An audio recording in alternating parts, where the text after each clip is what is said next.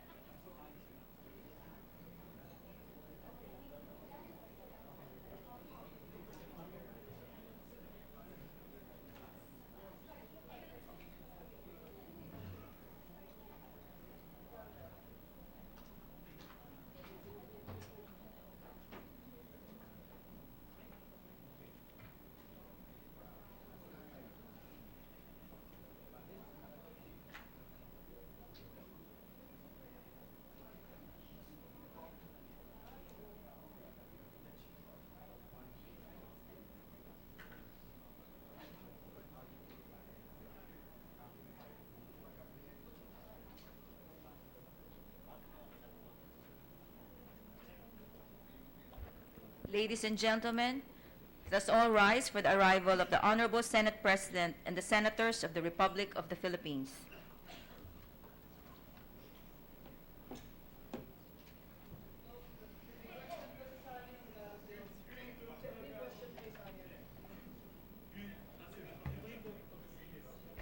Meron ako. Meron ako.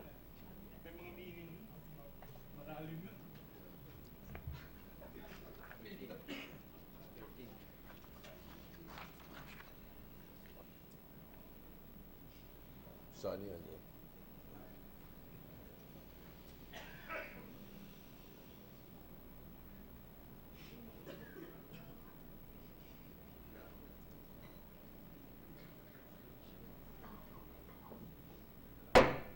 25th session of the Senate in the third regular session of the 17th Congress is hereby called to order.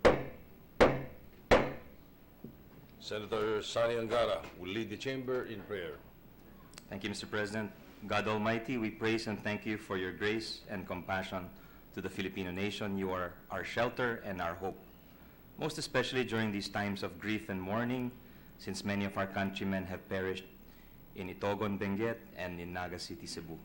We ask that you, dear Lord, comfort those who mourn the loss of loved ones, their homes, and livelihood. Shine your light on them during this time of darkness and suffering. We also pray, Lord, with gratitude in our hearts for the hundreds of government and civilian rescuers involved in the search and rescue operations. Through them, you have brought succor. Hiling po namin na basbasan ninyo po ang aming plenaryo, pagpalain at patnubayan po ninyo kami upang magampanan namin ang sinumpaan naming tungkulin na maglingkod sa bayan.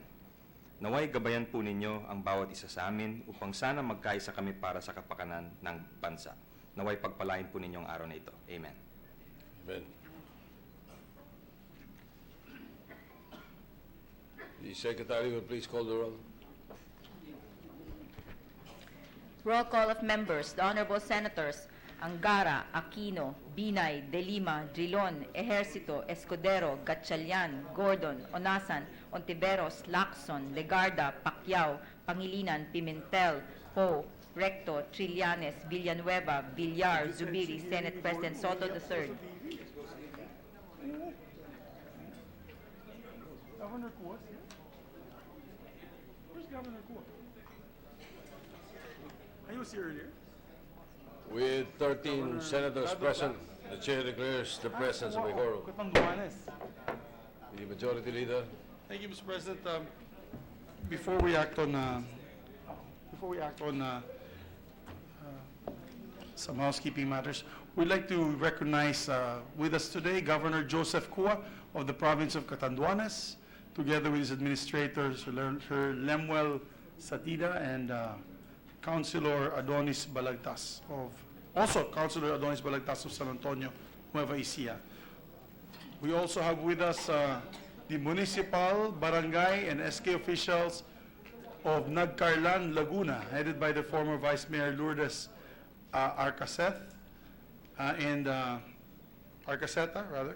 and also we have with us the Federation of People's Sustainable Development Cooperatives, headed by Ms. Tetay Lantilla.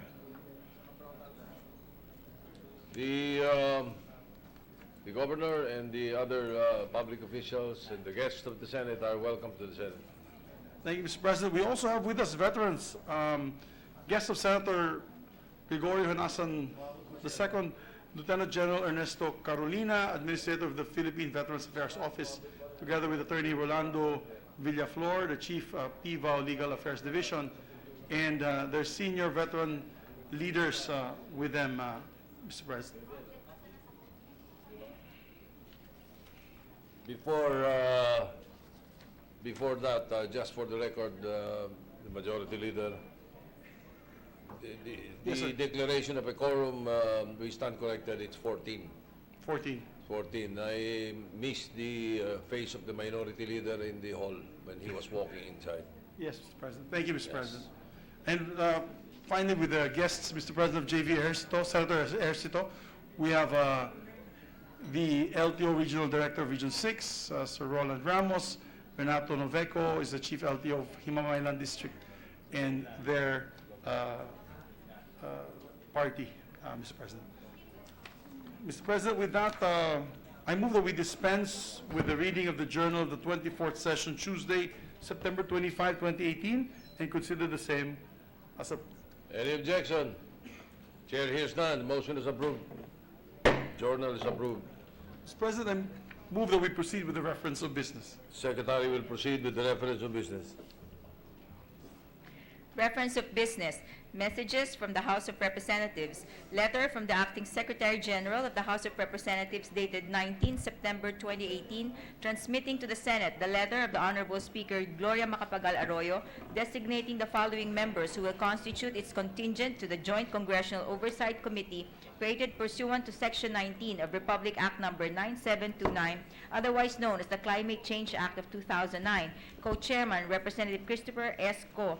Members, Representative Mohamed Khalid Q. Di Maporo, Representative Marilourdes R. Agabao, Representative Rodel M. Batocabe, Representative Micaela S. Biolago. This will supersede the earlier communication dated 11 September 2018. Referred to the Committee on Rules. Bills on first reading, Senate number 2030, entitled, An Act Establishing a Technical Education and Skills Development Authority, TESDA, Manpower Development Institute, MDI, in the Soc-Sargen region and appropriating funds therefore, introduced by Senator Emmanuel Manny D. Pacquiao. Referred to the Committees on Education, Arts and Culture, the Committees on Labor, Employment, Human Resources Development, and Finance. Committee reports. Committee report number 482, submitted jointly by the Committees on National Defense and Security and Finance on Senate number 1766, introduced by Senator Onasan II, entitled, An Act Increasing the Monthly Pension of Senior Veterans, recommending its approval with amendment, taking into consideration Senate number 1903 and House number 7525, sponsor Senator Onasan. To the calendar for ordinary business. Committee report number 483, prepared and submitted jointly by the Committees on Public Order and Dangerous Drugs and Local Government on Senate number 2031 with Senators Lacson, Poe, and Angara as authors thereof, entitled, An Act Providing for the Rank Classification in the Philippine National Police, amending for the purpose Section 28 of Republic Act number 6975 as amended, otherwise known as the Department of Interior and Local Government Act of 1990, recommending its approval in substitution of Senate numbers 1869 and 1875, taking into consideration House number 5236, sponsor Senator Lacson. To the calendar for ordinary business. Majority Leader.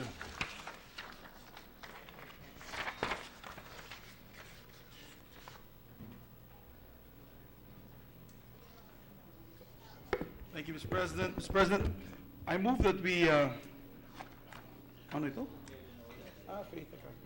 Mr. President, I move that we transfer from the calendar of ordinary business to the calendar for special order Senate Bill number 1766 under Committee Report number 482. I so move. Any objection? There being none, the motion is approved. Mr. President, with the permission of the body, I move that we consider Senate Bill number 1766.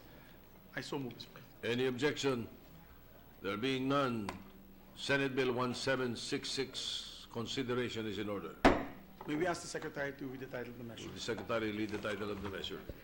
Senate Bill number 1766, an act increasing the monthly pension of senior veterans. Mr. President, to sponsor the measure, may we recognize the distinguished gentleman from Bicol, Senator Gregorio B. Honasan II. Senator Gregorio Nasan is recognized to sponsor the measure. Thank you, Mr. President. Mr. President, we just wanted to take advantage of this opportunity to acknowledge, as they have been acknowledged, our senior veterans who have been keeping vigil over this measure for a long time, which will now be subjected to deliberations of the Chamber. Mr. President and distinguished colleagues, our 1987 Constitution mandates that the state shall provide immediate and adequate care, benefits, and other forms of assistance to our veterans and veterans of military campaigns, their surviving spouses and orphans. Pursuant to this, your chairperson of the Committee on National Defense and Security has the honor to sponsor Senate Bill number 1766 under Committee Report number 482, entitled, An Act Increasing the Monthly Old Age Pension of Our Senior Veterans. Mr. President, it is a declared policy of the state that the state shall help foster the socio-economic security and general well-being of the country's veterans in recognition of their patriotic services in times of war and peace for the causes of freedom and democracy, for the attainment of national unity, independence, and socio-economic advancement, and for the maintenance of peace and order in keeping with the goals of the government and the aspirations of our people.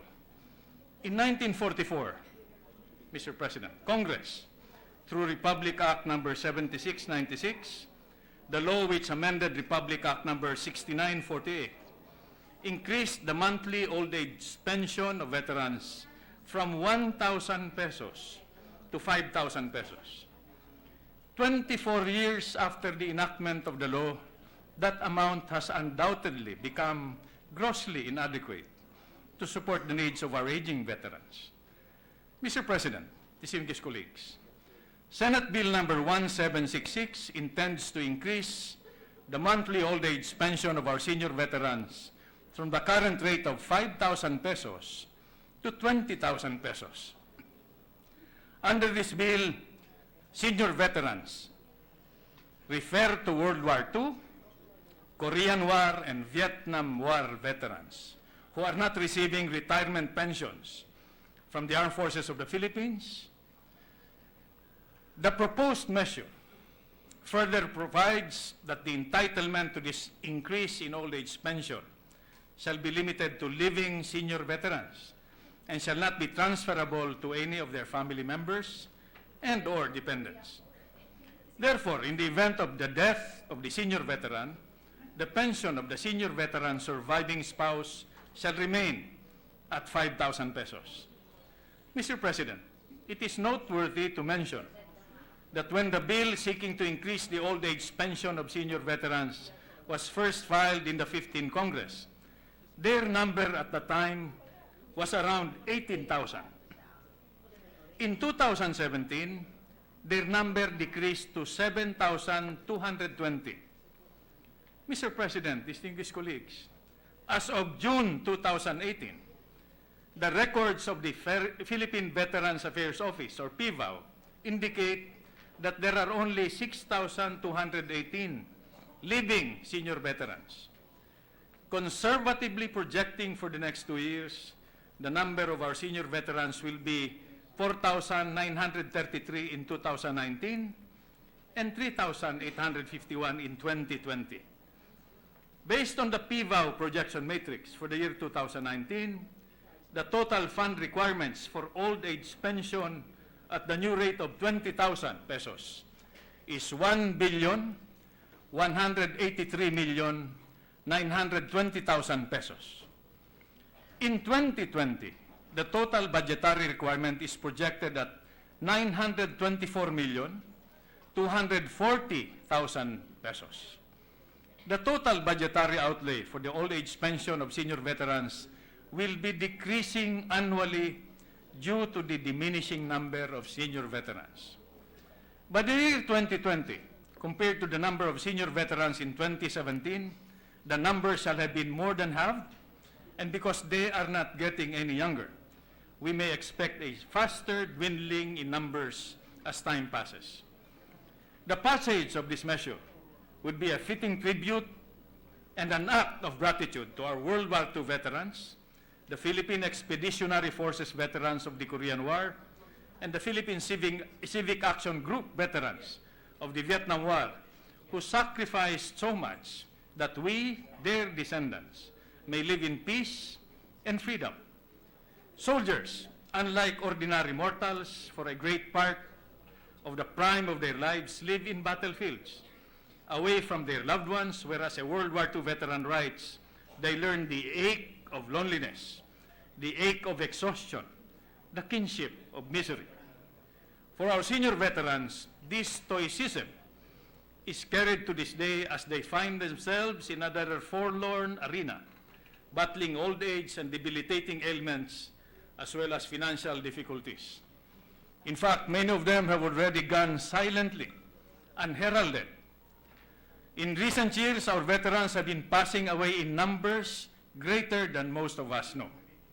Certainly, we can do more than rally them, like Dylan Thomas, to not so gentle into that night and rage against the dying of the light.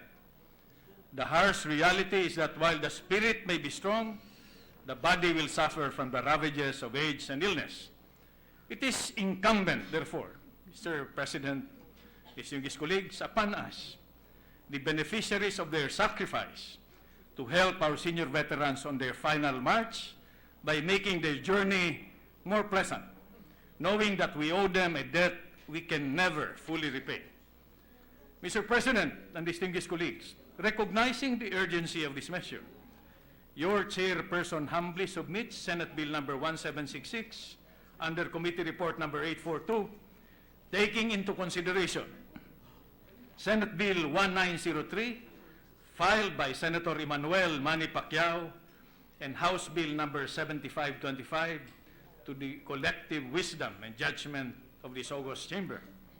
Our shared effort and support for the enactment of this bill into law is the least we can do to pay tribute to our old soldiers who know only too well that they are drawing close to the end of the day when the final taps will sound and they too will fade away. Thank you, Mr. President and distinguished colleagues. I submit, Mr. President.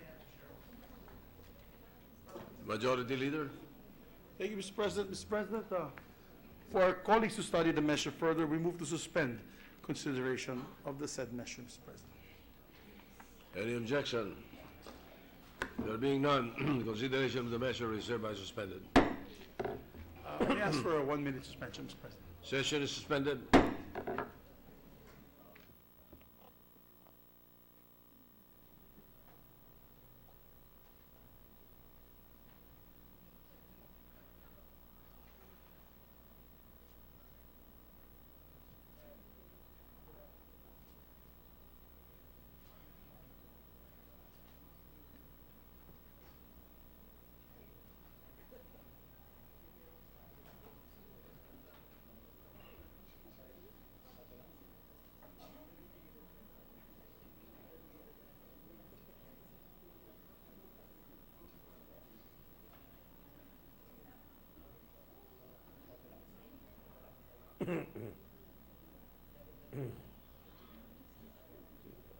Pupunta ka daw sa Las Piñas.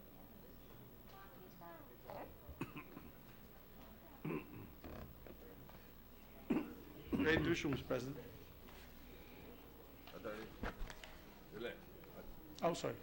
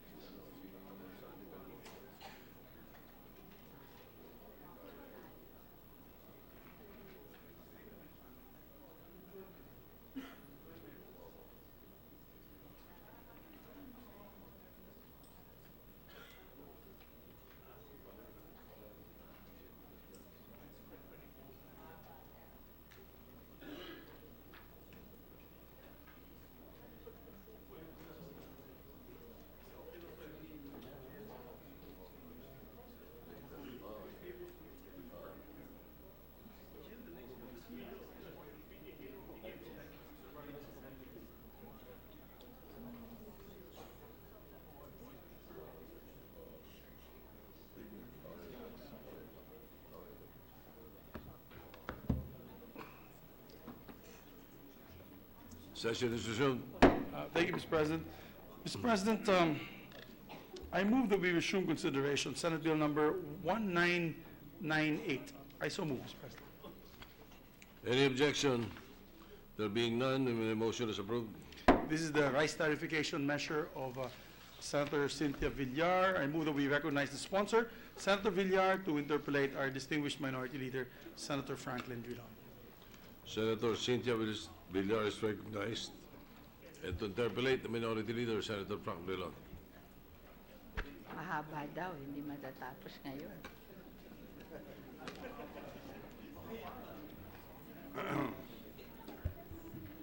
Pinag-aralan niya yata mo. Thank you, Mr. President.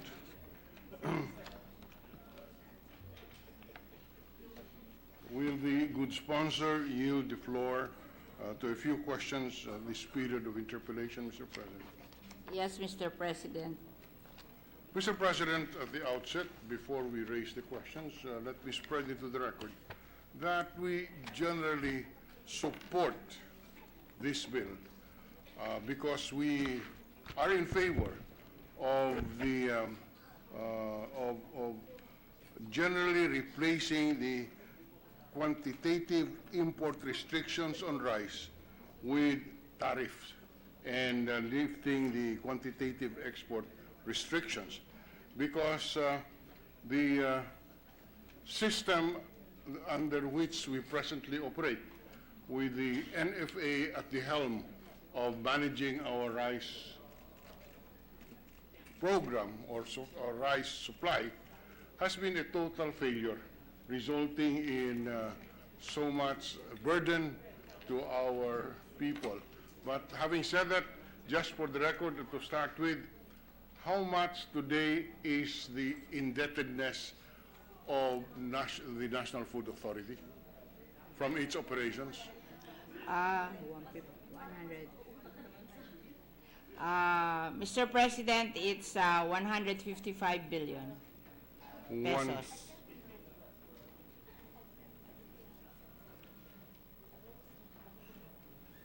1 minute suspension, sir.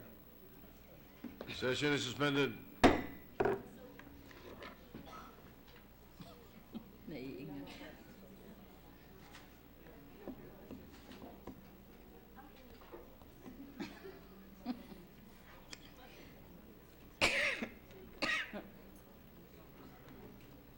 Move to resume, Mr. President. Session is resumed.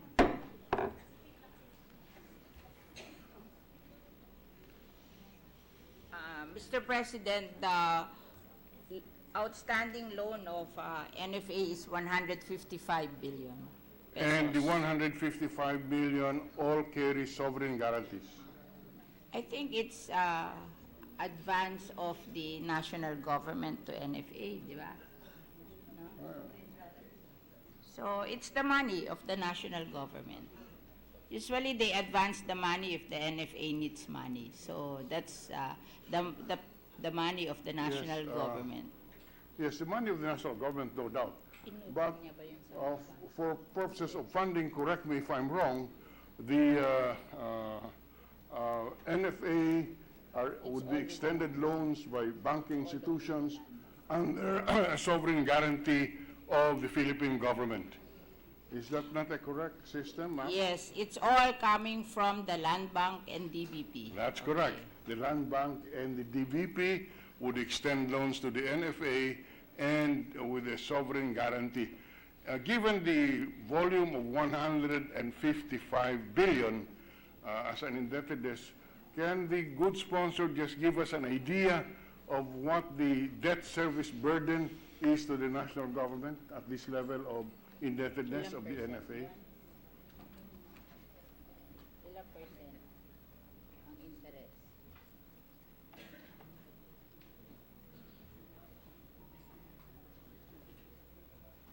I think it is minimal interest rate. I don't think the Land Bank and the DPP are requiring NFA to pay if they cannot pay. So it's a very lenient loan to the NFA. But I am sure, ma'am, Mr. President, the books of the Land Bank of the Philippines and DBP would carry as asset these interest receivable, these interest rates that are not being paid and would be in the books as assets. But in any case, I just wanted to place of record how terrible the situation is in terms of the burden that the NFA imposes on government financing, and therefore it is time that we review, as the good sponsor has reviewed, the role of the NFA. But having said that, Mr. President, may we know now what will happen to this indebtedness of the NFA once we pass the tariffication bill? Okay, can I make an update?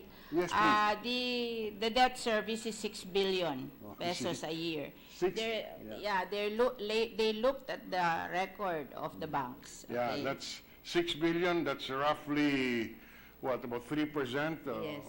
Yes. 3% or no more, or probably 6. anyway, so it's about 6 billion a year, and this is accruing every year that the debt remains in the books. So I guess the logical question, ma'am, is I assume the moment we approve the tariffication of the rice imports and lifting the quantitative restriction, there is no more need for the NFA to borrow money except just to create, to fund the buffer stock. Buffer stocking. Buffer But stock. usually, Buffer the government will give them money to fund the buffer stocking in the General Appropriations Act. Therefore, the 155 billion will be frozen at that level. Yes, and they intend that if we pass the rice tariffication, they will review what is needed in terms of assets of the NFA. Maraming assets ang NFA, like warehouses and real estate assets. So they will try to sell this so that part of it can settle the obligation. Okay, so that is not in the bill, Madam, Mr. President. No. Because the Department of Finance will review their operation after we have passed the bill. Yeah, We don't want to include the what will happen to the NFA to this bill. This will be just for rice tariffication and the rice competitiveness enhancement fund. well, we may differ on that point, Mr. President, because I feel that this is an opportunity for us to make a decision on the NFA, including the possible policy that will require them to dispose of their assets in order to unburden the national finances of the 155 billion. I would strongly submit, and as I said in the course of our interpellation and in the amendment, that we should decide as a Congress what to do with the NFA. I don't want to leave that to the bureaucracy to decide. There is no. I think we are in a best position as elected representatives of the people to decide what to do with the NFA. I think because there is really a need for us to impose rice tariffication, because the quantitative restriction on importation of rice is not anymore. It has expired in July 1 of 2017. So we want to pass this tariffication, and after we have passed this, then maybe we can write a bill to talk about the NFA after the rice tariffication. Well, as we said, Mr. President, that may be a policy issue which we can debate on, because if the intention, and I agree with the intention, that the NFA's role should be limited, for example, to the Buffer stocking. buffer stock, then the rest of its function should be removed. I cannot see why they should continue to be there, and because with the national government being burdened with all of its liabilities, with all of its assets, which will be useless. For example, the bodegas, the warehouses, that would have no purpose, and therefore this is an asset which can be utilized to unburden the national financing of the debt servicing. And therefore, as I said, as I said from the very start, we are supporting this measure. We are in favor of the tariffication as a substitute for the lifting of the restrictions, because anyway the restrictions can no longer apply. But I would respectfully submit, and in the course of our interpellation, we will point out that there is more reason and good policy to once and for all decide what to do with the NFA rather than leave it to a member of to a cabinet committee. We have the tendency always, Mr. President, alam mo, pag mayroong bodega dyan, mag-aagawan pa yung mga iba't ibang ahensya na kailangan nila, huwag nating ibenta. So that's a policy which we are empowered under our powers as Congress to decide on. And as I said, at the appropriate time, we'll come back to that, Mr. So President. And but we are giving an advance information that we will push that the NFA be limited to buffer stock functions. Yeah, it is provided for in the rice tariffication bill that NFA will be limited to buying domestically rice from the farmers and selling it to the consumers. And import only when the local supply is not enough for purposes of having. In the fact, buffer we're stock. removing all the import Except power for- of NFA. Except probably when they need that power to create the buffer It is stock. a last resort and it can Yes. be at the insistence of the president. No? So other than that, Kasi if you include that sa power ng NFA, sometimes they're confused. They're choosing whether to import rice or to buy from the farmers. And in the end, they tend to import than buy from the farmers. I have So no objection I to that. want the power of NFA to be limited to domestic buffer stocking. I have no objection to that, Yeah. Mr. President. I am one with the sponsor that should be the process. And in connection with your suggestion that we decide on what to do with the NFA here in this bill, we have this one law, one topic. If we want to reorganize NFA, then we have to amend the NFA law. Yes. We have to have another law to But amend. suppose we own in amending section, for example, section 6A of Republic Act, okay. But if it's the reorganization of the NFA. Allow us to finish, Mr. President. Okay, thank you. We seek in your bill a repeal of section 5. Yun ba yung ano? Under section 4 of your bill, you are saying repeal of section 5. Section 5 of Republic Act 8178 is hereby repealed. Hence, the NFA shall no longer establish rules and regulations governing the importation of rice and issue import licenses or permits for private sector. Likewise, the power of the NFA to first certify the existence of a shortage before importation is allowed is hereby removed. Because, We have no question yet, Mr. President, if we Yeah. will be allowed to raise a question. okay. If we repeal section 6, which is section 6 actually of PD 4 as amendment by Republic Act 1485 and section 5 of Republic Act 8178. So the repeal should really be Hindi nga, section connected 6 yun, connected sa A, clarification. 12 of PD4 as amended by section 5 of 8178, except the power to import in order or to trade or to import rice in order to come up with a buffer stock. If we repeal the whole of section 5 or section 6, as it should be section 6, that will take care of the problem. The NFA cannot perform anymore any of those functions.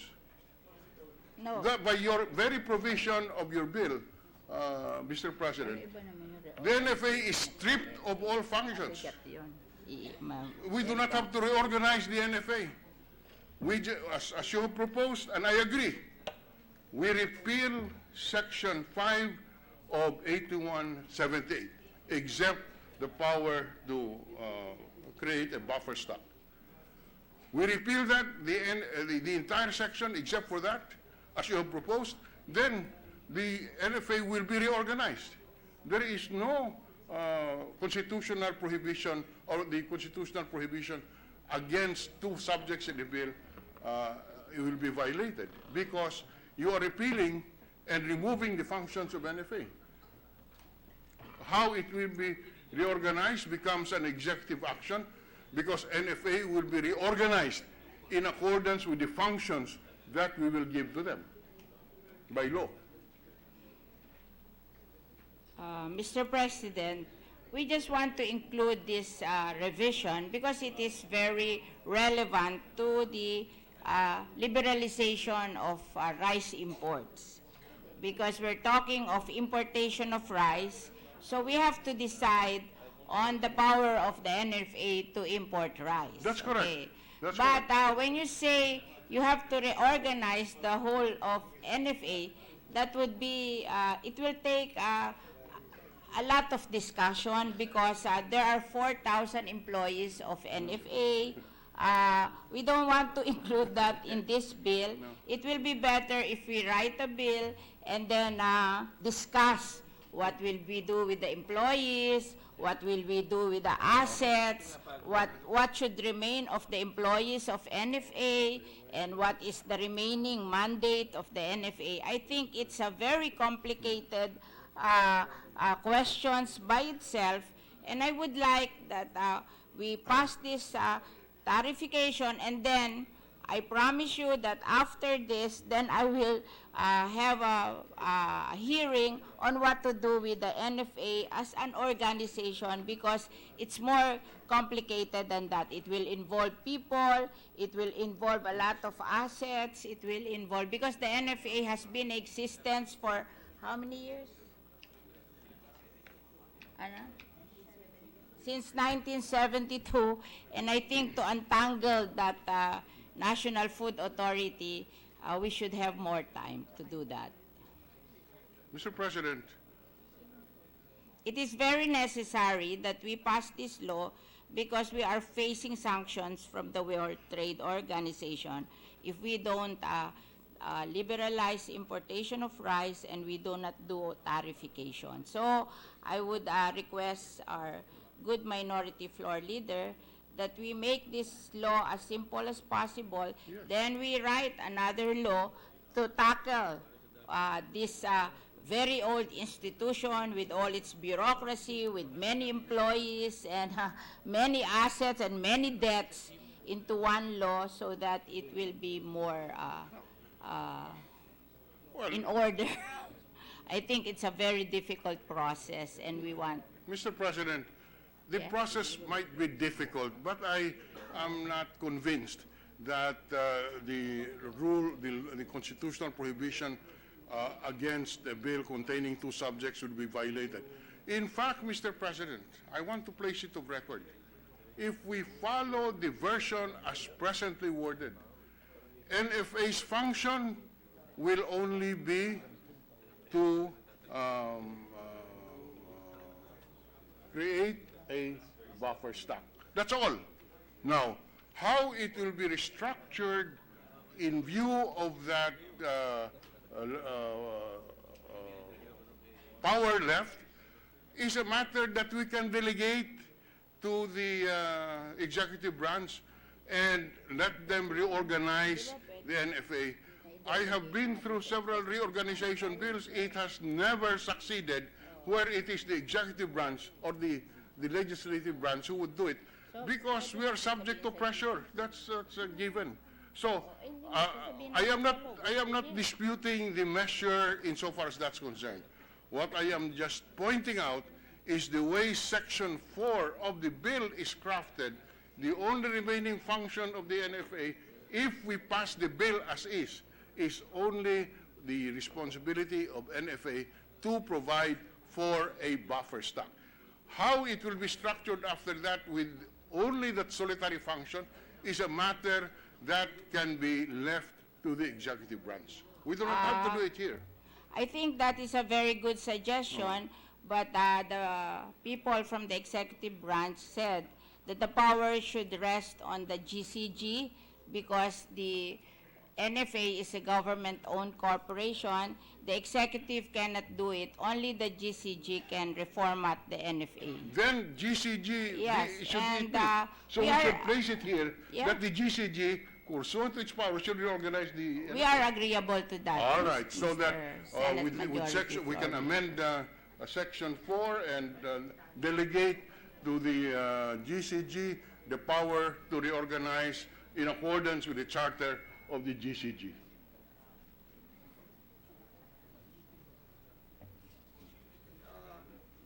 Mr. President, that is acceptable. All right, very good. So we have a point of agreement.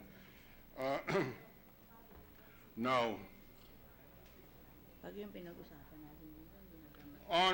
let's go now to Section 1, Declaration of Policy. The amendment proposed on Section 2 of Republic Act 8178 is the insertion of the phrase, "It is the policy of the state to ensure food security." What is the present policy? Is it not food security, ma'am? Yes, it is the policy of the Yes. government. Is But in that aspect, I think what they mean by food security is we always encourage our farmers to produce more rice, to provide food security coming from our own production and not from importation. very good, ma'am. I agree with that. Is there a difference between the policy of food security and food self-sufficiency? Food security is that you can still import to provide for food security. Food self-sufficiency is that you produce your own food for your country. That's what I thought you mentioned in your preceding answer, ma'am, that you encourage our farmers To to produce enough to provide us Food security. food security, which is actually, you're also including the policy of self-sufficiency. Yes, Is that a correct Yes, understanding, ma'am? Mr. President. All right.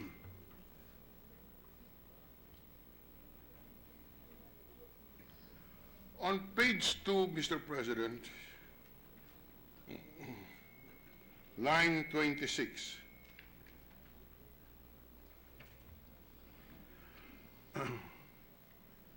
How do we determine the buffer stock?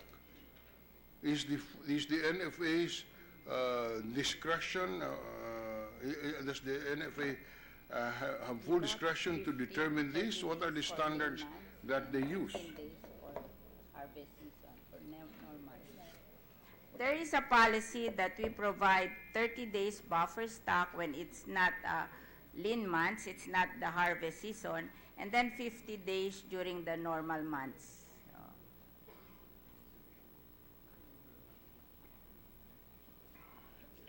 The policy is to provide 30 days For lean months, for lean months and 15 days for the normal months. for the normal months. What is it today, ma'am? Ano ba ngayon? Lean ba? O harvest season na ngayon? It's near the normal months. So Yes, yeah, because we're starting to harvest the now. harvest, yes. Oh. Okay, so 15 days. And it's along that volume. Yeah. Is it contemplated that this will change over time, or is this a constant standard? I think it will be a constant standard for NFA. Because Yes. NFA is not a producer of rice. They Yes, just provide for buffer stocking. Oh. Yes, but Unless the Filipino people will eat less rice. So we will have less buffer stock. we cannot legislate that, ma'am. We cannot, how much rice No, I it's eat. a practice. Maybe later on. You cannot, I cannot legislate how much rice I eat, ma'am. Otherwise, it will remain the same. No, that is why, that's all, just for the point of crafting this law, all we're asking is the buffer stock is a moving target, Yes. which can change over time. Yes. So that we cannot indicate here the number of days because it can change. Yes, we never indicate in the law. It's a Yes. policy that they make. Now, the last line on page 2, it says, "The reserve requirement shall be maintained at any given time to address calamities and emergency situations."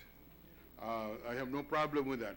But I need some explanation on the phrase, "and for price stabilization during the traditional lean months." Does this mean that the NFA can engage in rice trading? No, the mandate issue buy at 17, because at 17, the farmer will earn because their production cost is 12. Uh-huh. So that gives a reasonable return to farmers. So they are allowed to buy at 17. Okay. Then they mill this rice, this palay to rice, and that is about 65% will result. So the puhunan is 25, something like that, 24 to 25, which they can sell to the consumer from 27 to 32 pesos per kilo. That is their mandate. Yes, we understand that, but the section, and correct me if I'm wrong, I'm not very familiar with this, I'm just trying to understand what is provided for in the law when you say that the reserve requirement shall be maintained at any given time for price stabilization during the traditional lean months. I'm asking, Mr. President, if this means that the NFA can engage in rice trading because that's the way, if that is the way to stabilize the price during lean Yeah, months. they have rice retailers in the markets, and they provide the rice to the rice retailers, which will sell them at 27 to 32 pesos per kilo, depending on the quality of the rice, NFA rice they are selling. So in a way, you are engaging in trading, in retailing, so that you can control the price in the market. You will have, it's not really controlling, but influencing the price in the market. Yes. Mr. President, I do not know what is the volume that the NFA must have in its buffer stock to be able to influence the price in the market. No, they do not hope to monopolize the market. No, I'm just using Oh, your they word. just want to have a cheap price available in the market. So, on the part of the trader or these other people selling rice, they cannot sell their price higher because there is something there where you can buy from 27 to 32. Yes. So, it's psychological on the part of the commercial retailers. That the commercial retailer will always fear that if they stock rice at such volumes that can cause them collapse, if the NFA has enough in its stock in order to stabilize the Yes. prices. That is why the question is, as a rule of thumb, how much of the supply of rice must be in the inventory of NFA in order that that fear will be there on the part of the traders? It's 10% of the market. That's what we thought, 10% of the market. Now, has the NFA ever achieved that? From my information, they have extreme difficulty in being able to have 10% because of lack of funding, and therefore they have never been able to stabilize the prices to the extent that they desire because of the reality that they cannot even assert that they have 10% of the supply at any given time. That is what we are always telling them. Why they cannot buy enough buffer stock to have an influence in the market price of rice. That has been the argument always. So, because I think if you want to manage NFA, you should have the heart for the farmers and the consumers. Yes, And okay. you have to do it with all your intensity to be able to stabilize the price of rice. So, All right, ma'am. Just to confirm, there will be some amendments on page 4, starting with line 24, just to make a correct reference to the law being amended. And we have discussed this previously, and at the appropriate time, we'll just submit Make the amendment, yes. the amendment. in yeah, order we to will accept the amendment. Thank you, ma'am. All right. Section 5 on page 4. issuance of sanitary and phytosanitary import clearance for rice. It provides that all importers of rice are required to secure a sanitary and phytosanitary import clearance from the Bureau of Plant Industry prior to the importation in accordance with existing rules and regulation. From the experience that we have seen when the present power is given to the to the Bureau of Plant Industry, insofar as, for example, the importation of onions, it appears that this is exercised as a restriction on the importation of the commodity subject to sanitary and phytosanitary import clearances. Would you confirm, ma'am, that there is that practice today insofar as onions are concerned? Yes, that has always been the problem. Yes. And the difficulty is we cannot allow them to have any, not to have any sanitary, phytosanitary permit because they might import from places which will bring diseases to our own crops. So that's the difficulty. We have to require this, and yet sometimes or oftentimes it's abused. Yes. So if you can think of a way to word that we can minimize abuses, then we will accept the amendment. Would the sponsor agree that volume and timing restrictions should not be part of the sanitary and phytosanitary clearances?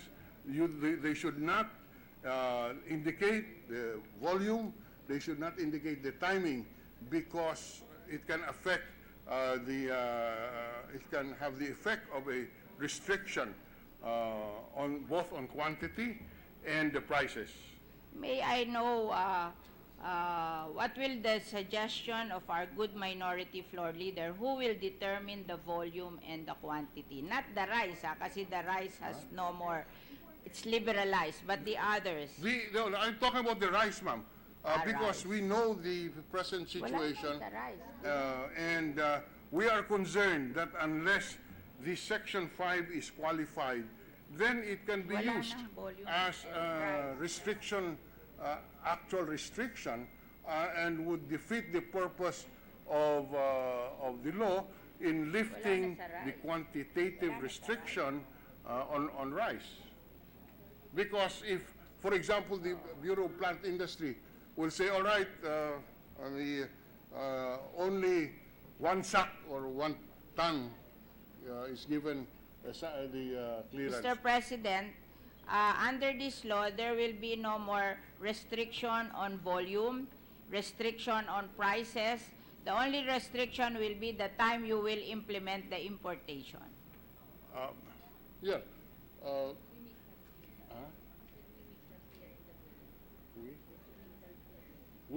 Yes, Mr. President, Yung ano, we can propose an amendment to make sure that the concept of removing the quantitative restriction is not defeated by the power to issue sanitary and phytosanitary clearances for rice. We agree there should be sanitary and phytosanitary. yes, yes. But there's no restriction on volume, on price, except that on you have price. to implement the importation at a certain period of time. Yes. And also, there should be no restriction on the timing. Kasi po, pwede nilang laruin ang timing at ang mangyayari, there is, you defeat again the purpose of the free trade, of the unrestricted importation. Anyway, we can submit the appropriate Mr. President, I want to clarify, there is no restriction also that in the timing. It's in the validity of the sanitary permit. yes. Yun lang ang may Sige po, restriction. kung papayag po kayo, we will just submit, Yes. following that concept, we just want to submit an amendment which will safeguard that Yeah. concept. We will accept the amendment. Thank you, ma'am.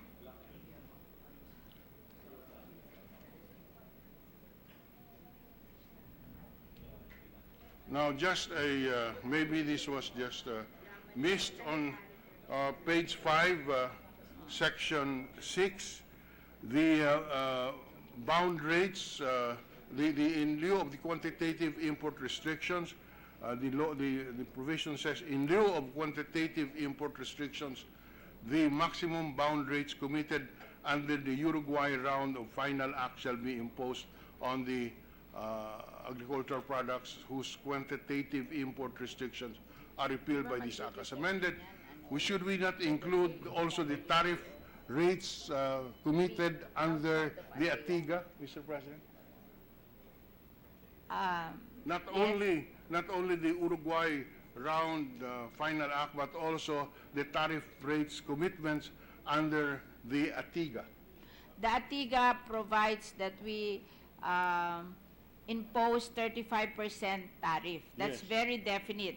Yes. But the bound rate of the WTO, it's not very definite. It, so- it goes into a range. Oo. Okay. So you're saying that it's a surplusage to point ATIGA here?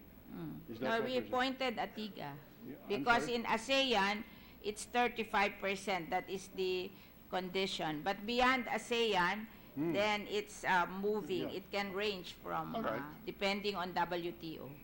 At this stage, Mr. President, can we suspend our interpellation, and we have other questions which we will raise at the next opportunity. Thank you very much. The Majority Leader. Isa-isa niya pala. Thank you, Mr. President. Senator Trillanes. Sa lahat, iba. Thank you, Cynthia. May we just ask for a 1-minute suspension to locate two of our colleagues who give sponsorship speeches for their measures, Mr. For President. this particular measure, No, before that, we'd like to suspend consideration of this measure, Mr. any objection? The chair hears none. Consideration of the measure is suspended. I'll just ask for a 1-minute suspension, Mr. President. Session is suspended.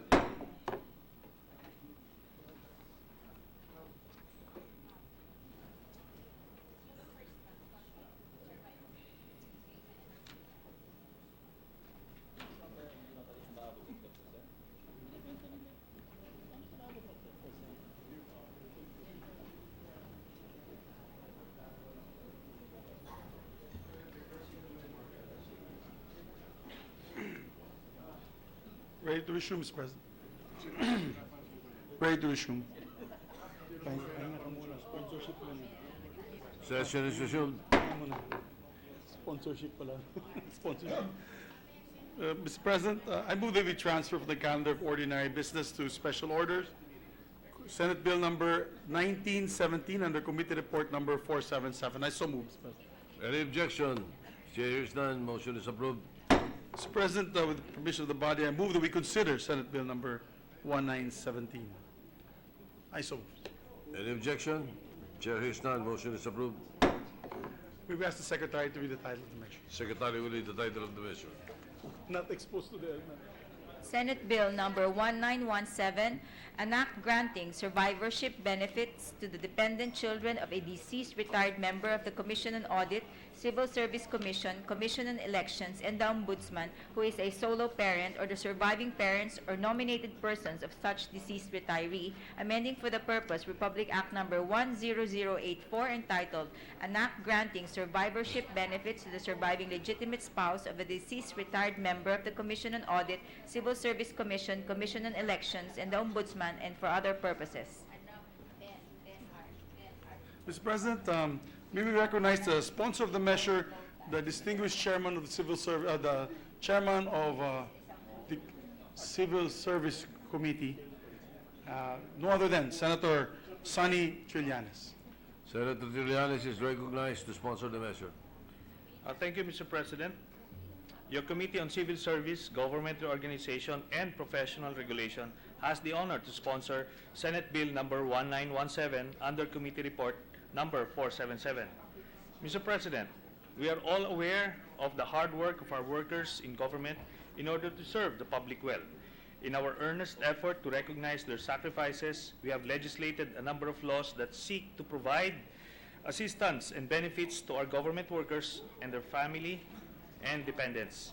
In 2010, RA 10084 was enacted to grant survivorship benefits to the surviving legitimate spouse of a deceased retired chairman or commissioner of the Commission on Audit, Commission on Election, Civil Service Commission, and Ombudsman. However, the issue has been raised to the effect that this law violates the Equal Protection Clause of the Constitution because it purportedly favors only married officials and it limits the beneficiary to the surviving legitimate spouse of a deceased retired chairman or commissioner only. The law does not recognize the circumstances of a deceased official who may be unmarried or who may be a solo parent. In order to address this gap, this measure seeks to extend the benefits of the law to the dependent children of an official who is also a solo parent or the surviving parents, or up to 2 nominated persons of the deceased retiree who died without issue. The above-mentioned dependents shall be entitled to receive on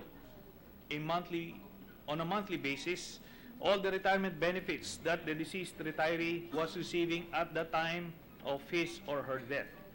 This also seeks to cover the dependents of chairmen and commissioners of the concerned offices who have retired prior to the effectivity of this measure, provided that the benefits to be granted to them shall be applied prospectively and that the budget be taken out from their respective constitutional offices. Also, during the deliberation of this important legislative measure, the GSIS were in full accord of the passage of this bill. Mr. President, it is your committee's fervent hope that through this bill, we would be able to help correct this apparent oversight in the law and uplift the plight and improve the welfare of the families who would be left behind by the retired officials of the above-mentioned constitutional offices. It is important that our government shows its support for the needs of the families of those concerned officials as a way of giving back and recognizing their sacrifices and selfless service for our country. In view of the foregoing, I hope that our colleagues will support the immediate passage of this measure. Thank you, Mr. President. Thank you. Majority Leader. Thank you to the sponsor. Mr. President, for our colleagues to study the matter further, may move to suspend consideration of the measure. Any objection? Chair hears none. Consideration of the measure is suspended. Thank you, Mr. President. We'd like to acknowledge guests of St. Andrew's School of Parañaque City. They're here with us today, the senior high school students. Mr. President, I guess they're the ones on the right side. Welcome to the Senate. Mr. President, let me just get the... Mr. President, I move to transfer from the calendar of ordinary business to the calendar of special orders committee report as Senate Bill number 1669 under committee report number 456. I so move, Mr. President. Any objection? There being none, motion is approved. Okay. Thank you, Mr. President. Mr. President, with the consent of our colleagues, I move that we consider Senate Bill number 1669. I so move. Any objection? There being none, motion is approved. Mr. President, we ask the Secretary to read the Secretary title. will read the title of the measure. Senate Bill number 1669, an act recognizing Faith Academy as an educational institution of international character and providing for mechanisms on the grant of certain prerogatives conducive to its growth. Mr. President, to sponsor the measure, we recognize the Chairman of the Committee on Education, Senator Francis Cheese Escudero. Senator Francis Escudero is recognized as sponsor. Thank you, Mr. President. Thank you, distinguished Majority Floor Leader. Mr. President, this bill aims for the government to extend its recognition through Congress for Faith Academy Incorporated as an educational institution of international character by granting certain prerogatives conducive to its growth, considering the Academy's existence for 6 decades. Their service in educating the students of the country to be better citizens and promoting our country to students coming to the Philippines to study. As a background, Faith Academy Incorporated, a private non-stock, non-profit educational institution, has been continuously in operation in the Philippines since its establishment in 1957. From its humble beginnings of 2 classrooms with 47 students, it now has an average enrollment of over 520 students composed of 21 nationalities. Currently, the three largest ethnic groups are Korean, American, and Filipino. The school offers a progressive pre-K through grade 12 international education in a Christ-like environment, primarily for the children of missionaries working in Southeast Asia. Faith Academy values a strong commitment to a school improvement process that keeps student learning and a Christian ethos at its core. In support of these values, Faith Academy maintains joint accreditation status with the Western Association of Schools and Colleges, or WASC, and the Association of Christian Schools International, ACSI.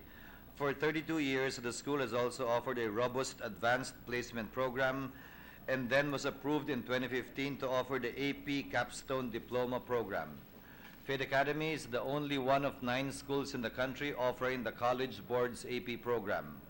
Through the International General Certificate of Secondary Education, IGCSE, the school is also one of the only 9 institutions in the Philippines that is accredited with the United Kingdom-based Cambridge Assessment International Education examinations as a Cambridge International Center.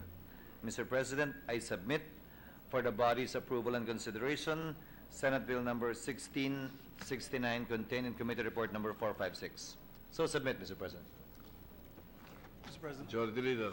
Yes, to allow our colleagues to study the measure. Further, Mr. President, I move to suspend consideration of the same. Any objection? There being none, motion is approved. Mr. President, I move to transfer from the calendar of ordinary business to special order House Bill number 5576 under Committee Report number 449. I so move, Mr. President. Any objection? Hearing none, motion is approved. Mr. President, I move that we consider House Bill number 5576. I so move, Mr. President. Any objection? Chair hears none. Consideration is in order. May we ask the Secretary to read the title of the measure, Mr. President? Secretary will read the title of the measure. House Bill number 5576, an act establishing a career guidance and counseling program for all secondary schools and appropriating funds therefore. Mr. President. Do you recognize the sponsor, Mr. President? Senator Francis Escudero is Escudero. recognized to sponsor the measure. Thank you, Mr. President. Thank you, Majority Leader. Mr. President, this bill seeks to provide effective counseling and career guidance at the secondary level through a national high school career guidance and counseling program. This will give ample guidance to secondary students on how to proceed from high school based on their fundamental and instinctive skills and capacity, job opportunity, and accessible tertiary education or technical education skills and development programs. To improve and boost the quality of education and quality of graduates in elementary, secondary, and tertiary levels, the educational system of the Philippines has been undergoing innovative contemporary transformation and restructuring. Presently, college students coming from a small percentage find appropriate and suitable employment that is perfectly satisfactory and suited for their respective courses, relating to unemployment and oversupply of college graduates in white-collar jobs and shortages in skilled laborers or manpower. Further, recent results of competent and professional examinations consistently yielded a small percentage of successful examinees. It is then further heightened and aggravated by the continuous immigration of our professionals seeking employment and high-paying jobs abroad. The total progress and development of the youth plays a very important role in nation building. It is then achieved through a consistent and significant educational system that brings with a career guidance for the youth at the secondary education level. The bill, Mr. President, distinguished colleagues, aims to provide and give clear understanding on the redirection of skills and development program in the tertiary level that is specifically aimed at integrating, matching, and unifying the supply from post-secondary institutions with that of the demand and need of the country's current employment market. Also, it shall standardize a career direction program for secondary graduates that would then evaluate and determine the potential of the individual to enter a 4-year degree program, to take a technical vocational course, to commence and embark to entrepreneurship. And with this, it shall answer and fulfill the pressing and noticeable need to prepare and strengthen high school graduates for global competitiveness and national development. Mr. President, distinguished colleagues, I submit for the approval of the body House Bill number 5576 as contained in Committee Report number 449. Thank you, Mr. President. Mr. President, for our colleagues to study the measure further, we move to suspend consideration of the same. Any objection? There being none, consideration of the measure is suspended. Mr. President, I move that we transfer from the calendar of ordinary business to calendar for special orders, House Bill number 3222. I so move, Mr. President. Any objection? There being none, motion is approved. Mr. President, I move that we consider House Bill number 3222. Any objection? There being none, consideration is in order. Mr. President, we ask the Secretary to read the title of the measure. Secretary will read the title of the measure. House Bill number 3222, an act establishing a national vision screening program for kindergarten pupils and appropriating funds therefore. Mr. President, may we recognize the sponsor, Senator Francis Cheese Escudero, to sponsor the measure. Mr. President, distinguished Majority Floor Leader, thank you, distinguished colleagues. The proposed bill seeks to establish a national vision screening program under the Department of Education in order to examine and determine early signs of vision problems among preschoolers, as vision impairment can lead to educational, occupational, and safety constraints later in life. According to the World Health Organization, or WHO, an estimated 253 million people all over the world live with some form of vision impairment. Out of this number, around 19 million people are children. In the Philippines, however, data from the Philippine Eye Research Institute showed that 4 out of a class of 40 students have vision problems. However, children at this age do not usually notice or cannot identify these vision difficulties. Given that vision is closely related with the learning process of a child, undetected vision problems may affect the performance of children in school as well as their conduct. The establishment of the program will determine early signs of visual impairment and will help address and prevent serious eye problems leading to blindness on the part of our children and the youth. I submit, Mr. President, our colleagues, the earnest approval and early approval of this measure as contained in Senate Bill number 1706. Thank you, Mr. President. Thank you, Mr. President. Mr. President, for our colleagues to study the measure further, I move that we suspend consideration of House Bill number 3222. Consideration of the measure is suspended. Mr. President, I move to transfer. I'd like to make an omnibus motion, Mr. President. There are 13 local bills here on changing of name of high schools and schools.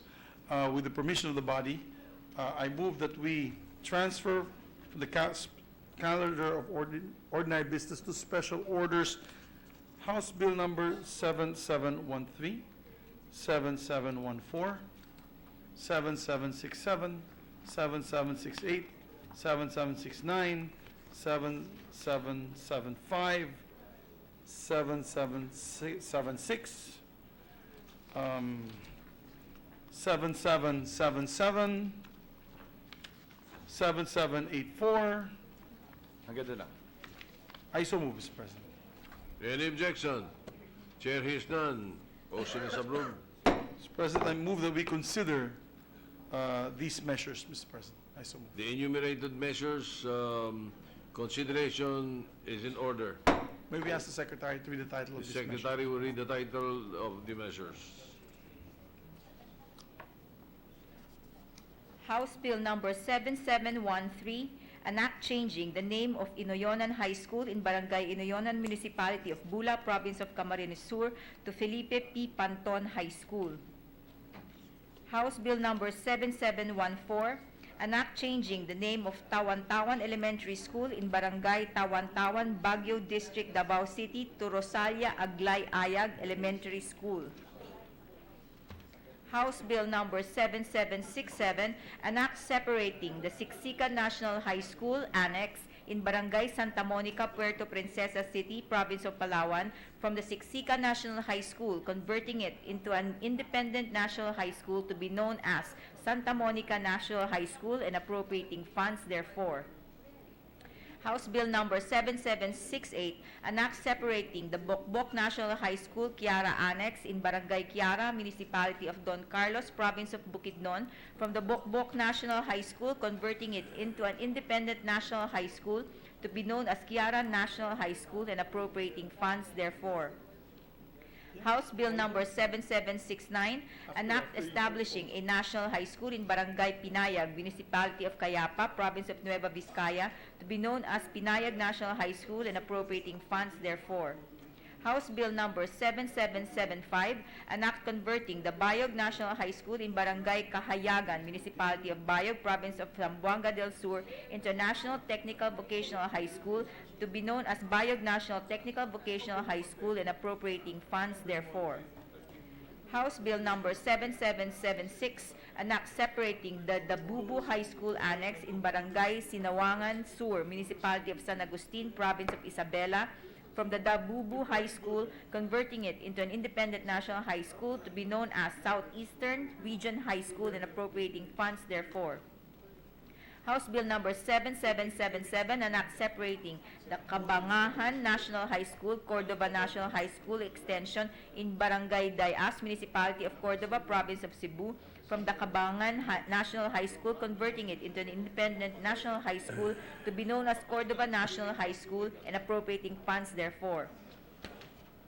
House Bill Number 7784, an act creating a high school for the arts in the province of Bataan to be known as the Bataan High School for the Arts and appropriating funds therefore. Mr. President, distinguished colleagues, insofar as House Bill Number 7713 is concerned, Barangay Inayonan is located in a mountainous area in the municipality of Bula, province of Camarines Sur. Considering the geographical hindrance and its majority population of poverty-stricken farmers, the establishment of a high school was said to be impossible. However, with the persistent efforts of barangay officials headed by then Barangay Captain Felipe Panton, Inoyahan High School was established in 1972. The school site where the said high school is located was also donated by Mr. Panton. The bill seeks, Mr. President, to acknowledge the ambitious efforts and altruistic deeds of Barangay Captain Felipe P. Anton by renaming the Inayonan National High School to Felipe P. Anton High School. Insofar as House Bill Number 7714 is concerned, Mr. President, the late Rosalia Aglay Ayag Gutierrez came from one of the most honored, respected, and valued tribal leaders representing the Bagobo tribe. She was a member of the Lumad community. When the late Rosalia Aglay Agay was appointed as the barangay captain of Tawan-Tawan, she led the drive for the promotion of education for the youth and marginalized sectors. She was also instrumental in providing solutions in avoiding conflicts within among the indigenous communities in the barangay and its neighboring communities. She contributed and donated to the city government of Davao a portion of land that contains more or less 10,000 square meters or 1 hectare to be utilized as a school site on April 1956, which became the Tawan-Tawan Elementary School. The renaming, therefore, of the Tawan-Tawan Elementary School to Rosalia Aglay Ayag Elementary School is but a proper tribute to a public servant who endeavored to make education for the public accessible and available in our community. House Bill Number 7767. Barangay Siksikan was chosen to be the location of the social housing and resettlement of informal settlers in Puerto Princesa. Since then, there was a consistent increase of enrollees in the said annex school. The bill, Mr. President, seeks to make this school more autonomous and make them more responsive and effective in attaining their goal of quality, accessible education in their respective locality. Therefore, they should be enabled to stand on their individual initiatives and merits. Therefore, the bill seeking to establish a high school in that area. House Bill Number 7768. The municipality of Don Carlos has only 7 national high schools in the municipality of Don Carlos that cater to 29 barangays. Most of them are far-flung. 2 of these national high schools are only annexes. The number of enrollees in the annex school of Barangay Kiara has expanded to 680 students from 79 enrollees in school year 2010-2011. The proposed conversion into a national high school will ensure better operations, administration, and maintenance of the school with the ever-increasing number of students. House Bill Number 7769. Barangay Pinayag is a remote area with a high population of school-aged children located in the municipality of Cayapa, province of Nueva Vizcaya. Going to school is an everyday struggle for the inhabitants of the said barangay because the nearest educational institution is an 8-hour hike away. Many of these students are forced to quit school, therefore. The people have long desired the establishment of a national high school situated inside Barangay Pinayag, as this would address the security, economic, and academic problems of their children. Hence, the proposed establishment of a national high school in Barangay Pinayag, Municipality of Cayapa, Province of Nueva Ecija, to be known as the Pinayag National High School. House Bill Number 7775. The bill seeks to convert the Bayog National High School in Barangay Kahayagan into a national technical vocational high school to be known as the Bayog National Technical Vocational High School. There is a need to address the shortage of skilled workers to fill the vacancies for blue-collar jobs in the past decade in the area. A technical vocational high school would allow students to appreciate hands-on skills education rather, and training that would equip them with the necessary technical expertise in various fields in the province of Zamboanga del Sur. House Bill number 7776.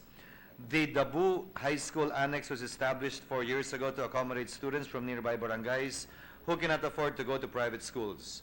As the number of enrollees have been increasing annually since its establishment, and given that this is an annex for the main high school, there is a need to address the limited funding for its operation and maintenance. Hence, the creation of the Dabu High School and separating it from the main campus. House Bill number 7777. The Kabangahan National High School, Cordova National High School extension was established more than 10 years ago with only 198 enrollees. Recently, it experienced a surge in enrollment, making it difficult for the school to meet the growing needs of over 1,000 student population, including but not limited to adequate number of faculty, facilities, and instructional materials. For this reason, there is a need to convert the school into an independent national high school separate from its mother school.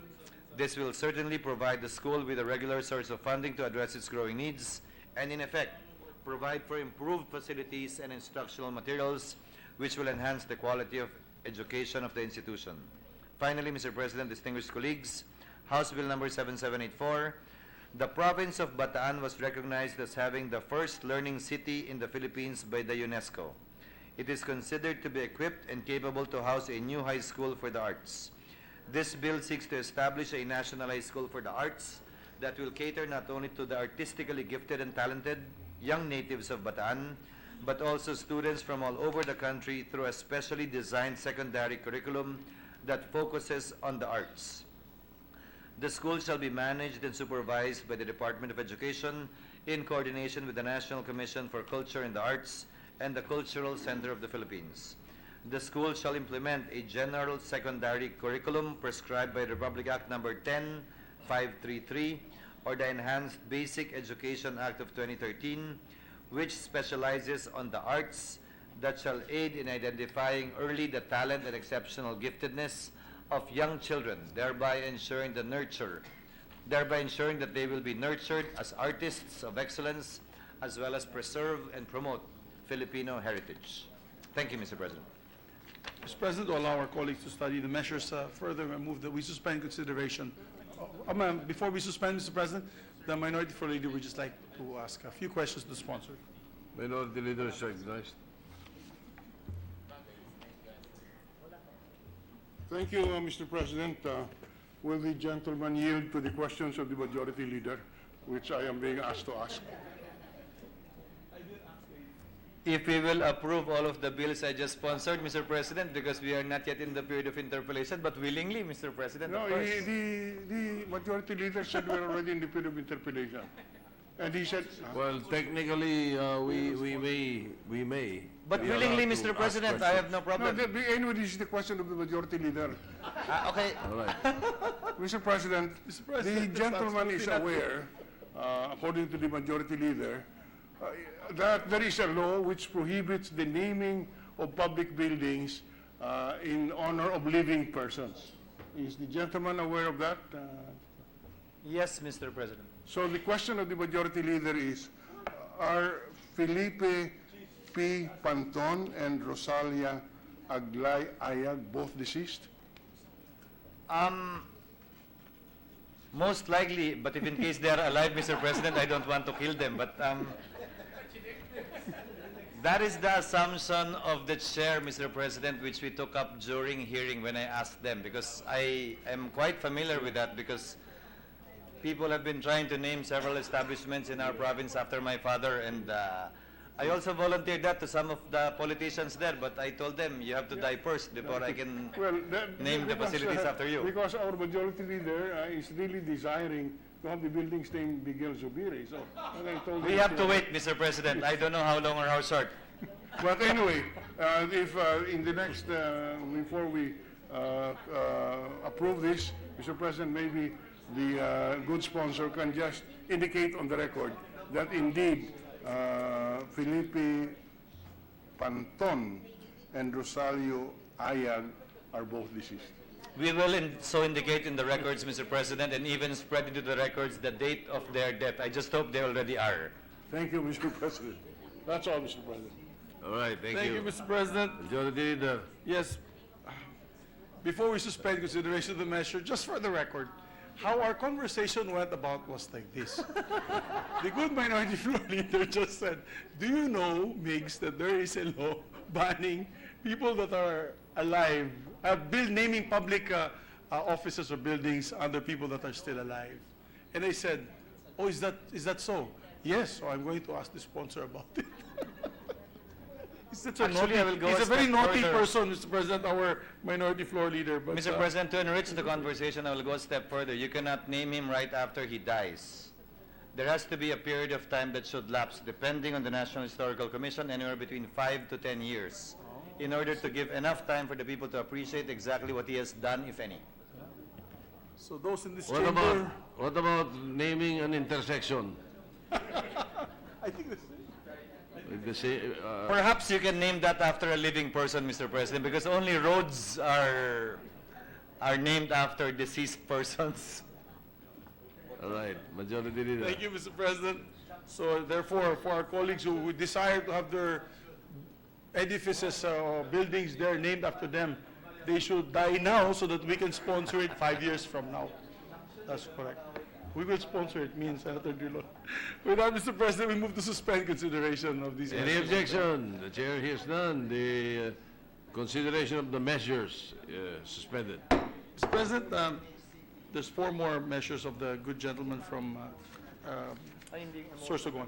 Mr. President, I move to transfer from the calendar special order to, transfer from the calendar's ordinary business to special order, House Bill number 6724. I so move, Mr. President. Any objection? Chair hears none. Motion is approved. Mr. President, I move that we consider House Bill number 6724 and ask Secretary to read the title of the measure. Secretary will read the title of the measure. House Bill number 6724, an act changing the name of Lupon School of Fisheries in Lupon, Davao Oriental into the Davao Oriental Polytechnic Institute. Majority Leader. Mr. President, may we recognize the sponsor, Senator Francis Chisa Escudero. Senator Escudero is recognized to sponsor the measure. Mr. President, may I inquire if this is an omnibus motion as well to take up all the tertiary schools? Okay, So Mr. the not motion just was one. only for one House bill. Is your speech an omnibus speech? I can do that too, similar to what I did earlier. For the 4. Yeah, therefore, Mr. President, may I make with the permission of the body, may I make an additional motion that we transfer from the calendar of ordinary business to special orders, House Bill number 7166, 7264, and 7733. I so move, Mr. President. Any objection? Chair hears none. With the consent of the chamber, all 3 measures will be transferred from the calendar for ordinary business to the calendar for special orders. Mr. President, I move that we consider House Bill number 7166, 7264, and 7733. I so move, Mr. President. Together with 6724. Yes, the earlier mentioned one. Yes. Any objection? Chair hears none. Motion is approved.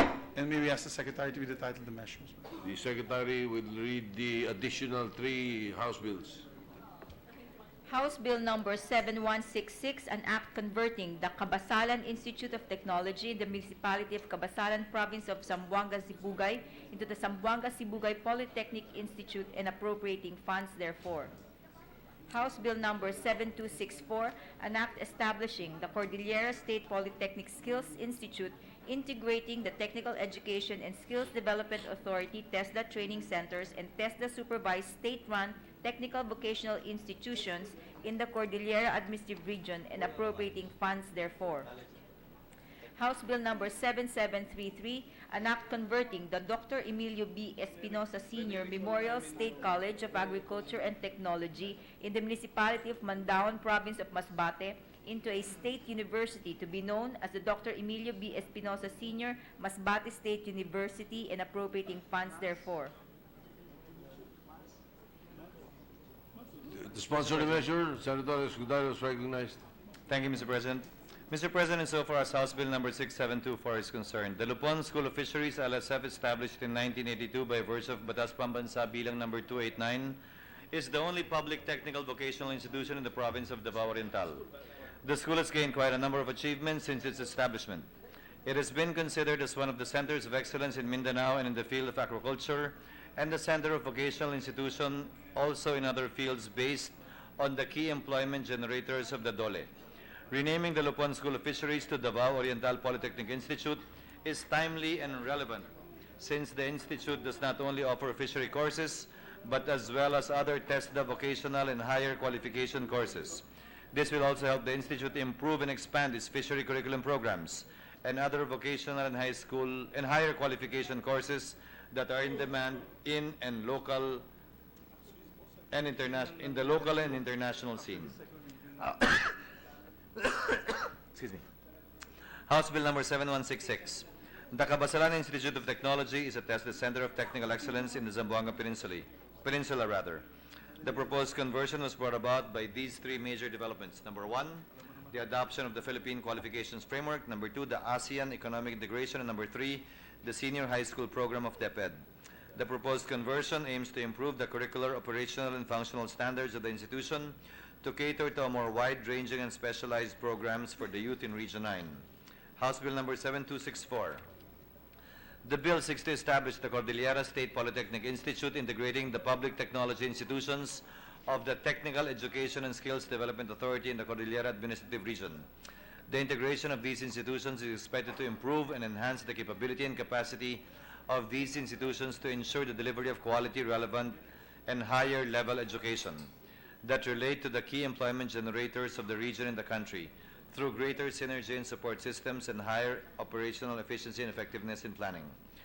Finally, House Bill number 7733, the Dr. Emilio B. Espinosa Sr. Memorial State College of Agriculture and Technology has become a leading institution of higher education in the province of Masbate.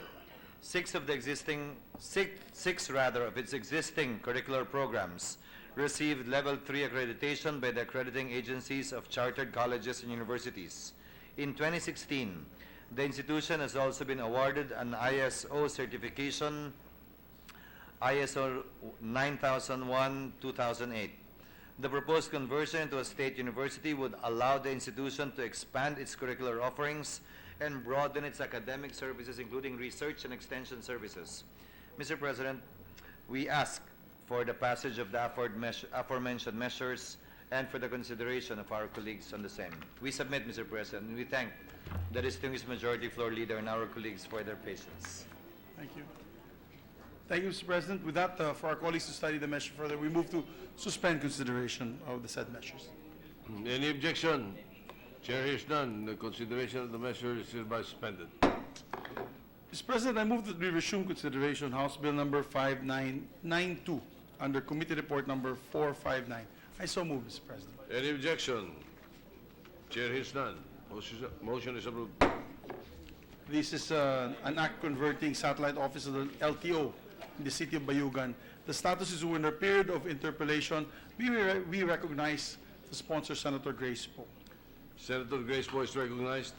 Mr. President, none of our colleagues have expressed interest to interpellate. What about your hitman, Majority Leader? No instructions at this time, Mr. President. It Mr. will President, benefit. no member, including the minority, would like to interpolate the measure. I move that we close the period of interpolation. Any objection? There being none, period of interpellation is closed. Mr. President, no amendments? There being no amendments, Mr. President, we move that we close the period of amendments. Any objection? Chair hears none. Period of amendment is closed. Mr. President, I move that we approve on second reading House Bill number 5992. I so move. Any objection? There being none, House Bill 5992 is hereby approved on second reading. Mr. President, I move that we suspend consideration of the same. Consideration of the measure is suspended. Mr. President, I move to resume consideration House Bill number 4765. I so move, Mr. President. 4765. Any objection? Chair hears none. Motion is approved. This is the additional LTO office in the municipality of Brooks in Palawan. Mr. President, may we recognize the good sponsor, Senator Grace po.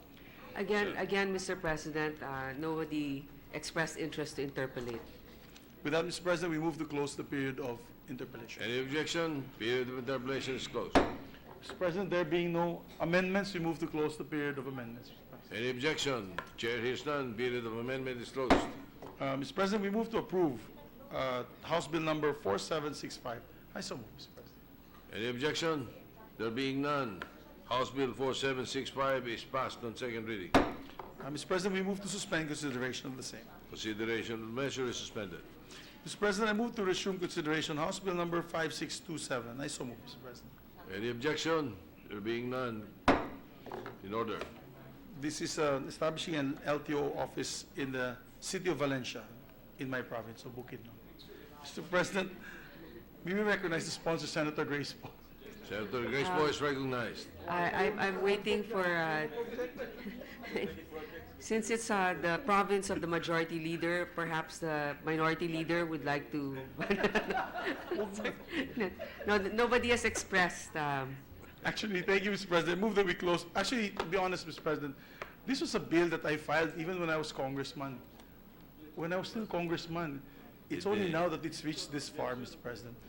Therefore, I move that, since there are no other members who would like to interpolate, and I would suggest that they do not interpolate, Mr. President, may move to close the period of interpolation. Any objection? The chair hears none. Period of interpellation is closed. Congressman pa ako niyan. Mr. President, I move, there being no amendments, I move that we close the period of amendments, Mr. President. Any objection? There being none, period of amendment is closed. Mr. President, I move that we approve on second reading House Bill number 5627. I so move, Mr. President. Any objection? Chair hears none. House Bill 5627 is passed on second reading. Thank you, Mr. President. I move that we suspend consideration of the same. Consideration of the measure is suspended. Can you imagine I filed that when I was congressman? Mr. President, Dami nito. I move that we consider House Bill number 4065. I so move, Mr. President. Any objection? Chair hears none. Motion is approved. Mr. President, move to recognize Senator Grace Poe for the measure. Senator Grace Poe is recognized. No member. There's, again, no No intention to interpolation. interpolate. There being no interpolators, Mr. President, move to close the period of interpolation. Any objection? There being none, period of interpolation is closed. There being no amendments as well, Mr. President, move to close the period of amendments. Any objection? Period of amendment is closed. Mr. President, I move that we approve on second reading House Bill number 4065. Any objection? There being none, House Bill 4065 is passed on second reading. Mr. President, I move that we suspend consideration of the same. Consideration of the measure is suspended. Mr. President, I move that we resume consideration House Bill number 1924. I so move, Mr. President. Any objection? Chair hears none. Motion is approved. Mr. President, I move that we recognize the sponsor, Senator Grace Poe. Senator Grace Poe for the period of interpolation. The same, Mr. President, No no interpolation. Therefore, we move to close the period of interpolation, Mr. Any President. objection? Period of interpolation is closed. Mr. President, I move that there be no amendments. I move that we close the period of amendment. Period of, any objection? There being none, period of amendment is closed. Mr. President, I move that we approve on second reading House Bill number 1924. I so move, Mr. President. Any objection?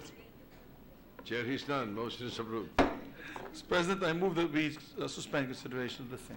Consideration of the measure is suspended. Mr. President, I move that we resume consideration House Bill number 5955.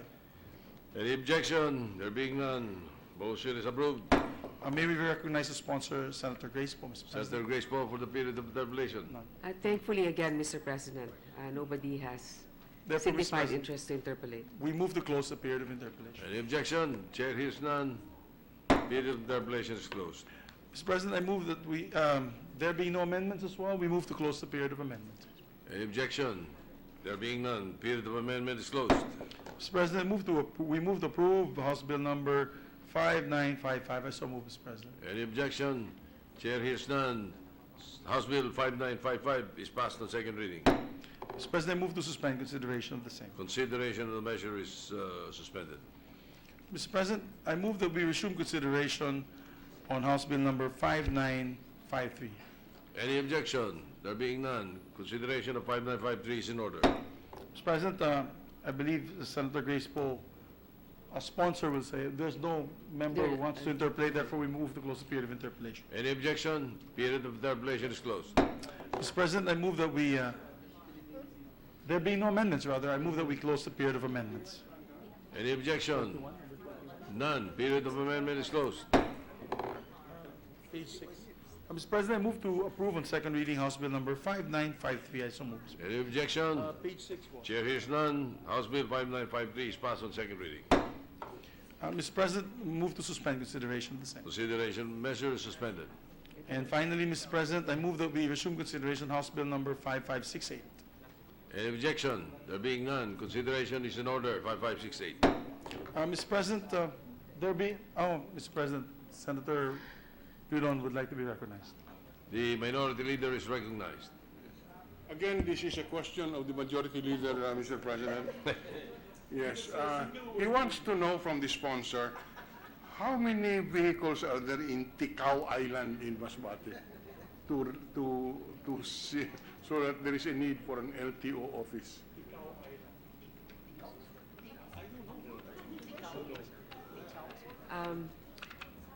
Mr. President, this is what we have on Ticao Island. Now, not necessarily the number of vehicles, but perhaps justifying the need. Classification, it is one of 3 islands of Masbate and divided into 4 municipalities, namely San Juan, Fernando, Monreal, and Butuan. Ticao is famous for its manta ray population. Again, ma'am. Ticao is famous for its manta ray population and manta poles Population. dive site. On the other hand, it's also because of the locations of the different LTO offices, which is hard to get to by the residents because they're group of islands. So that's the reason why they want an extension office. Just an extension office, right? Yes. But not the number of vehicles, sir. But if you would like, we can ask them. Because we're just wondering, we put up an LTO office, and the majority leader was asking me how many vehicles are there, and so I have to... The Secretary has been informed that I didn't ask those questions. We do not register manta rays in the... Anyway, I hope that satisfies the majority leader, Mr. President. But we will Mr. forward, President. Mr. President, we will forward all the statistics to the good minority leader. Thank you for your question, sir. At least now we know about Thank you, the Mr. manta President. rays. Very naughty. Mr. President, with that, we close the period of interpolation, Mr. President. Any objection? The chair hears none. Period of interpolation is closed. And there being no amendments, Mr. President? No, just a manifestation, just to thank the colleagues. I One would just second. like... Wala pa. I'll just finish. With there being no amendments, we'd like to close the period, move to close the period of amendments. Any objection? There being none, period of amendment is closed. Mr. President, I move to approve on second reading House Bill number 5568. I so move. Any objection? Chair hears none. House Bill 5568 is passed on second reading. May we suspend consideration of the same? Consideration of the measure is suspended. Senator Grace Poe is recognized. Mr. President, first of all, I'd like to thank my colleagues for recognizing the importance of these LTO offices. In fact, it's the most heartwarming part, probably, one of the most heartwarming part of being in the franchise committee. A lot of these offices send their employees here. They come back to thank us, to give us a small token of whatever delicacy from their province. Because in fact, they're so overworked and underpaid with their regional offices that to be given a main branch of an LTO is really a godsend for those people in the provinces because they don't need to travel several miles away, hundreds of miles away just to get a license. And it's also like a rite of passage for many of our countrymen. They may not have a car, but some of them dream of at least having one in the future or at least have a license. now that we still not have perfected the rollout or not have started the rollout of the national ID system. So I thank again the majority leader and of course the minority leader for the consideration. Thank you, Mr. President. Thank you. The minority leader was going to interpolate the honorable lady senator, but I was able to prevail on him and said, no more. Bawi naman ako. Mr. President, thank you very much to the distinguished lady senator. But we also have, we are in receipt of the bicameral conference committee report on the disagreeing votes on House Bill number 5556. This is an act extending for another 25 years the franchise granted to Isla Communication Company, presently known as Innovate Communications Inc. I move that we consider said bicameral committee report. I so move, Mr. President. Any objection? There being none, motion is approved. Mr. President, I move that we recognize the chairman of the panel, Senator Grace Poe, for sponsorship of the bicameral committee report. Senator Grace Poe is recognized to give us the highlights of the bicameral conference committee report. Mr. President, the conference committee panels on the disagreeing votes on House Bill number 5556 entitled An Act Extending for Another 25 Years the Franchise Granted to Isla Communications Company, Incorporated, presently known as Innovate Communications Incorporated, amending for the purpose Republic Act number 7372, entitled An Act Granting the Isla Communications Company a franchise to install, operate, and maintain telecommunications services within the territory of the Republic of the Philippines and international points and for other purposes. After having met and discussed the subject matter in full and free conference, agreed and hereby recommends to their respective houses that House Bill number 5556, as amended by the Senate, be approved in accordance with the attached copy of the bill as reconciled by the conferees.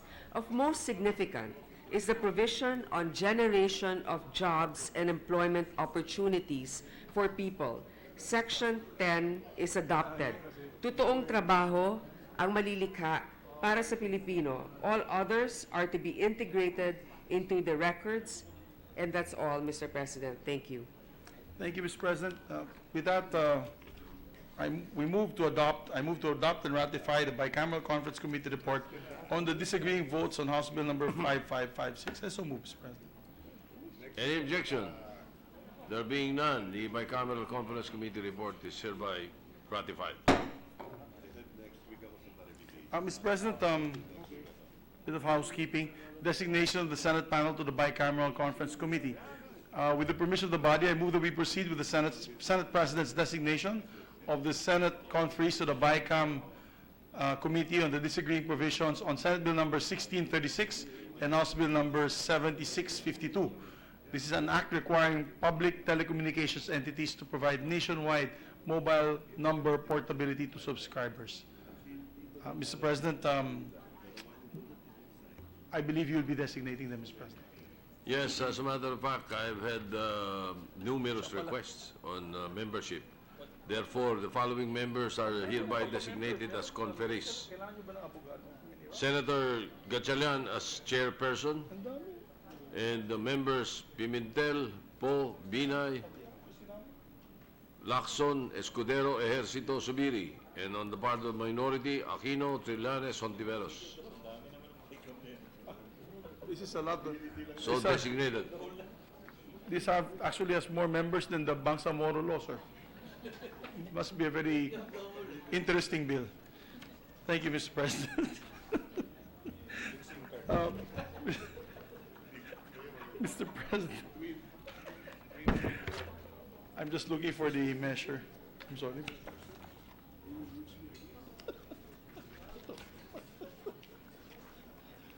Ano yung bill number mo? Majority Leader, don't you want to give your hitman a rest before we continue? One last, Mr. President. Wala na Alright. po mag-interpolate this measure. Para matapos na po natin, Mr. President, I beg the indulgence of my colleagues. I move that we resume consideration of Senate Bill number 1716. Any objection? Chair hears none. Motion is approved. Thank you, Mr. President. This is an act creating and establishing a sports complex known as the Philippine Amateur Sports Training Center and funding for the acquisition of a property, construction of facilities, including its administration, maintenance, and management. We are in the period of interpellation, Mr. President. I move that we recognize the sponsor, Senator Sonny Angara, to sponsor the measure, Mr. President. Senator Sani Angara is recognized. Thank you, Mr. President. Distinguished colleagues, there are no members who wish to interpellate. Actually, I'd like to manifest, Mr. President, that we fully support this. This is in time for our hosting of the SEA Games in 2019, and we need these facilities to be built. We appreciate the comments of the Majority Leader, who we know is a big fan of parlor games, but occasionally on sports also. Mr. President. Darts, bar games. Anyway, Mr. President. Actually, no, I'm actually Arnis. I'm the Yes, he president is of one of the actually the president of the NSA, Mr. President. For Arnis, and I know the Carlos presiding Pino. officer is a former Olympian or national Islam. athlete, Mr. President. Yes, and I hope that all our colleagues can help support our 2019 hosting.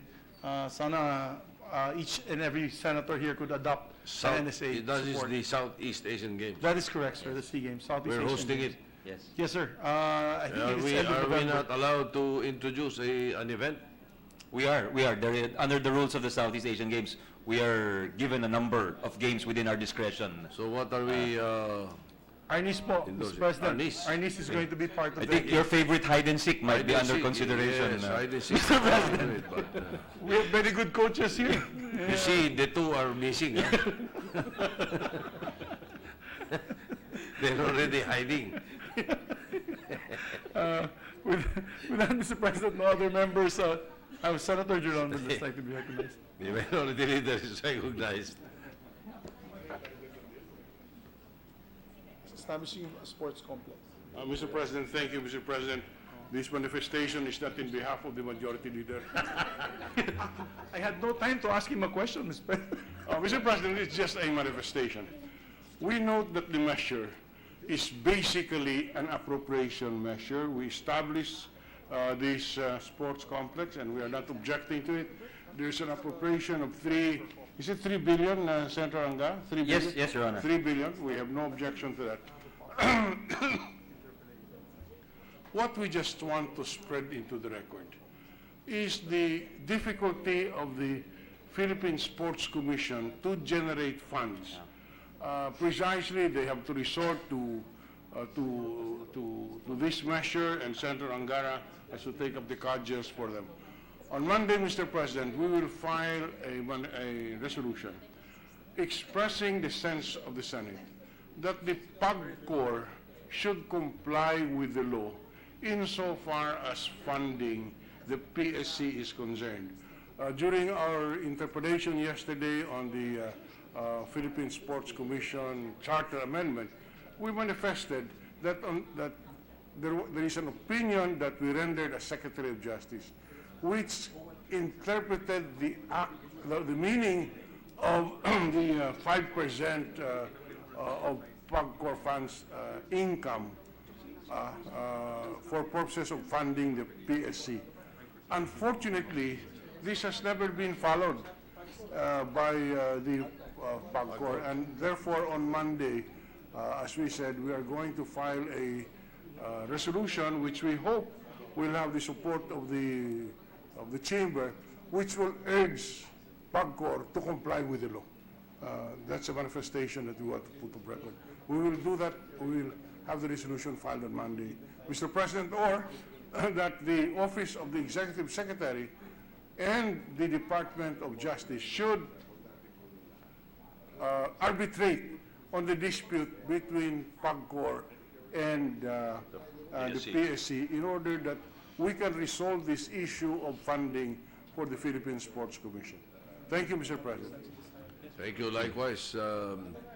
And we will make the manifestation of the minority leader into the records of the Senate. Yeah, and Mr. President, I believe that the Minority Floor Leader would like to offer a resolution that we Yes. can tackle next week, as he Monday. mentioned earlier, and we will be glad to be part of it. Yes, we thank the Minority Leader for his support for the athletes and the PSC, Mr. President. With that, So Mr. do President, with that, Mr. Period. President, Yes, uh, interpellation. we can close the period of interpellation. Mr. Any objection? Chair hears none. Period of interpellation is closed.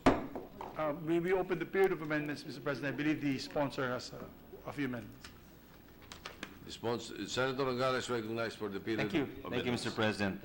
On page 4, section 9, line 25, to change the amount of 3 billion to 3 billion and 500 million pesos, as this bill was filed in 2013, and the cost has gone up considerably. I so move, Mr. President. Any objection? There being none, amendment is adopted. No other amendments, Mr. President. Thank you, distinguished colleague. With that, Mr. President, we move to close the period of amendments. Any objection? There being none, period of amendments is hereby closed. Mr. President, with that, we move to approve on second reading Senate Bill number 1716. I so move, Mr. President. Any objection? The chair hears none. Senate Bill 1716 is passed on second reading. Mr. President, I move to suspend consideration of the same. Consideration of the measure is suspended. Mr. President, there's one last that my dear colleague, Senator Joel Villanueva, is asking me to pursue before we take a 5-minute coffee break. Mr. President, with the permission of the body and the permission of the Minority Floor Leader, we move to resume consideration of Senate Bill number 1819. I so move, Mr. President. Any objection? Chair hears none. Motion is approved. Mr. President, we are in the period of interpellation, and we'd like to recognize, Mr. President, Senator Joel Villanueva, and to interpellate our dear Minority Floor Leader, Senator Frank Dillon. Yung kanyang... Senator Villanueva is recognized. Senator, the Minority Leader is recognized.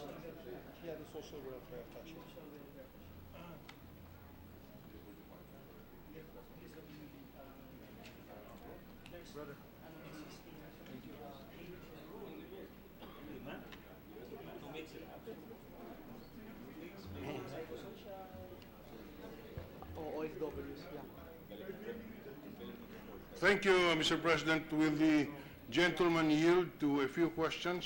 Certainly, Mr. President, especially from the former DOLE Secretary, now our Minority Floor Leader. Thank you. The measure seeks to establish social welfare attaches in various posts abroad.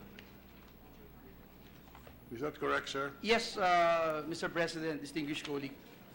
For the record, there are already social welfare attaches presently deployed. Is that correct, sir?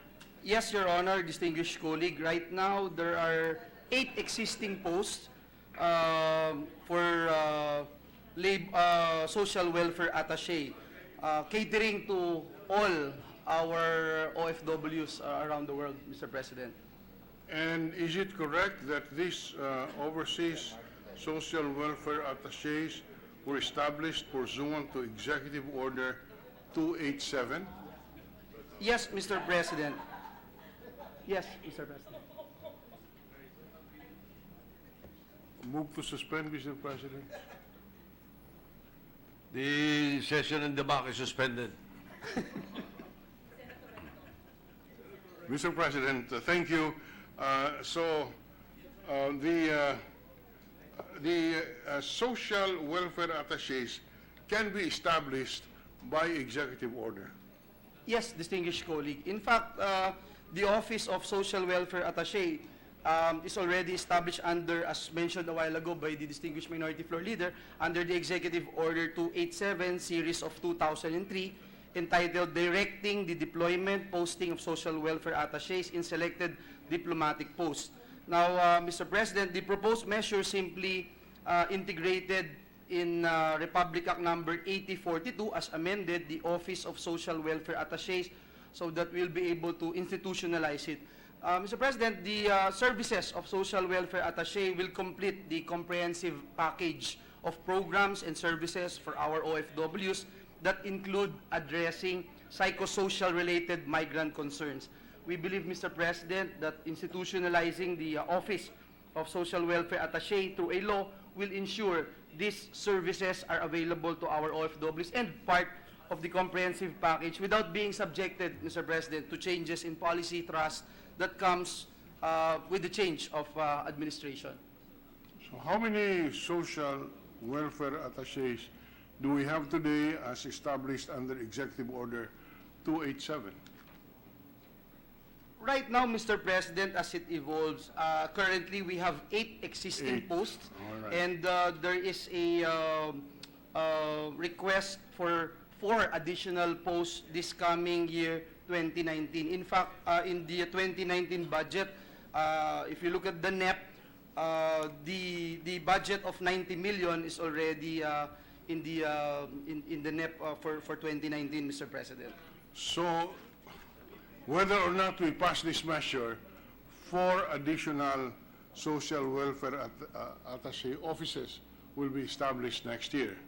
That is committed already, as relayed to me by our friends from DSWD, by the Department of Budget and Management, Mr. President. Will this bill, if it becomes law, add any more social welfare attaché offices abroad? Or is this basically a budgetary issue? Definitely, Mr. President, it's a budgetary issue, but we wanted to push forward with the idea of having social welfare attaché in a lot of our where our OFWs are found, Mr. President.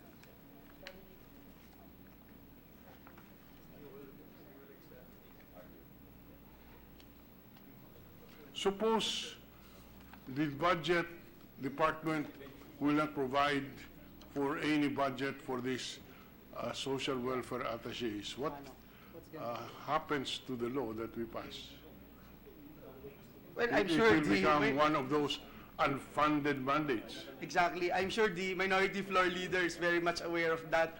And unfortunately, even if we pass a law, if the Department of Budget and Management will not allocate funds, then the additional request of our for us to establish additional social welfare attachés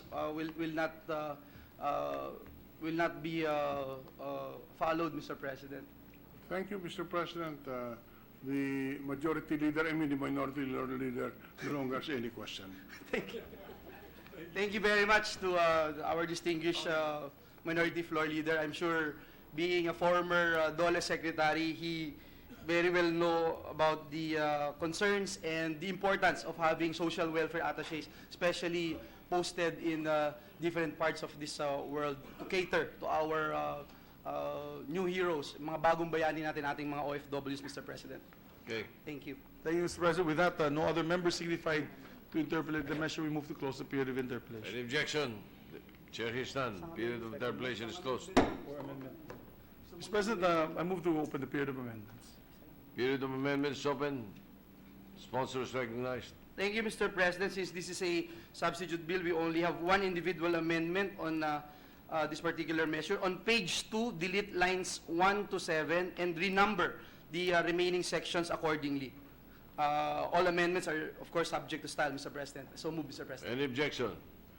There being none, amendment is adopted. There being no other amendments, Mr. President, we move to close the period of amendments. Any objection? There being none, period of amendment is closed. Mr. President, I move to approve on second reading Senate Bill number 1819. I so move. Any objection? The chair hears none. Senate Bill 1819 is passed on second reading. Mr. President, I move to suspend consideration of the second. Consideration of the measure is suspended. With that, Mr. President, we ask for a 5-minute Senate break. Senate Session is suspension. suspended for 5 Senate minutes.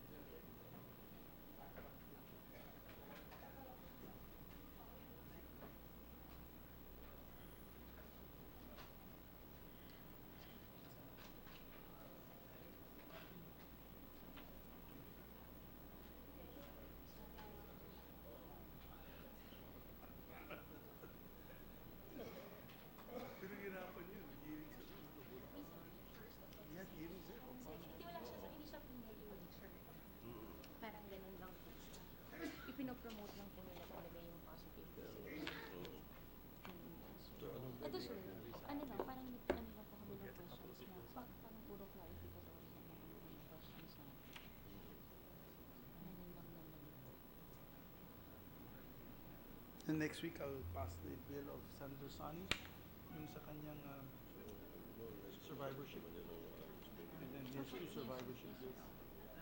One is for COA, and then the other one is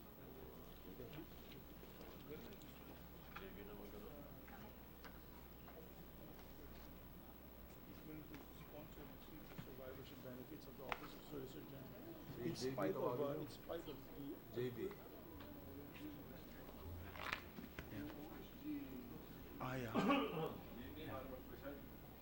Although this is survivorship benefits, I'm not sure if it's part of the OSGP with Senator Gordon. It's similar? Oh, okay.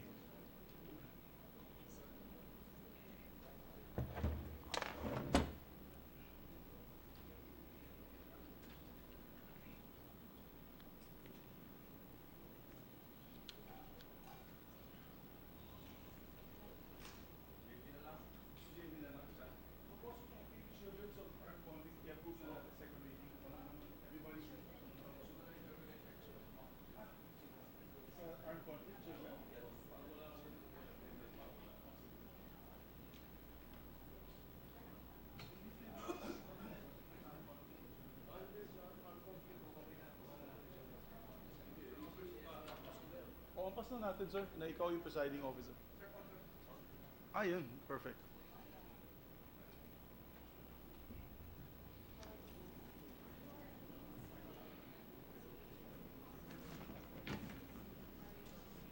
Session is adjourned. Thank you, Mr. President. Mr. President, I move that we resume consideration of Senate Bill number 2023. I so move, Mr. President. Any objection? Chair hears none. Motion is approved. This is the act providing special protection of children in situations of armed conflict, providing penalties thereof. I know the the Senate President is also principal author of this measure. Mr. President, no other members had signified their intention to interpolate the measure. I move that we close the period of interpolation, Mr. President. Any objection? There being none, period of interpolation is closed. Mr. President, there being no amendments, I would like to ask the sponsor, no amendments, ma'am. No amendments, Mr. President. There being no amendments, we move to close the period of amendments, Mr. President. Any objection? There being none, period of amendments hereby closed. Mr. President, I move to approve on second reading Senate Bill number 2023. I so move, Mr. President. Any objection? Chair hears none. Senate Bill 2023 is passed on second reading. I move to suspend consideration of the measure. The consideration of the measure is suspended. Thank you so much, Mr. President, and good majority leader.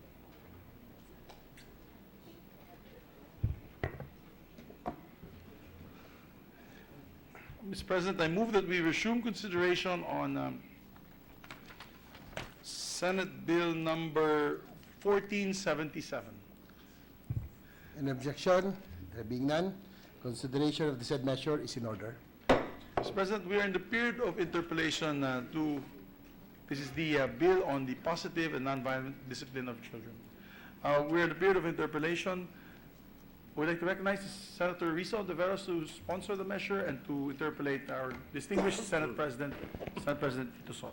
Senator Risa Ontiveros is now recognized, and likewise the Senate President to interpolate. Thank you, Mr. President.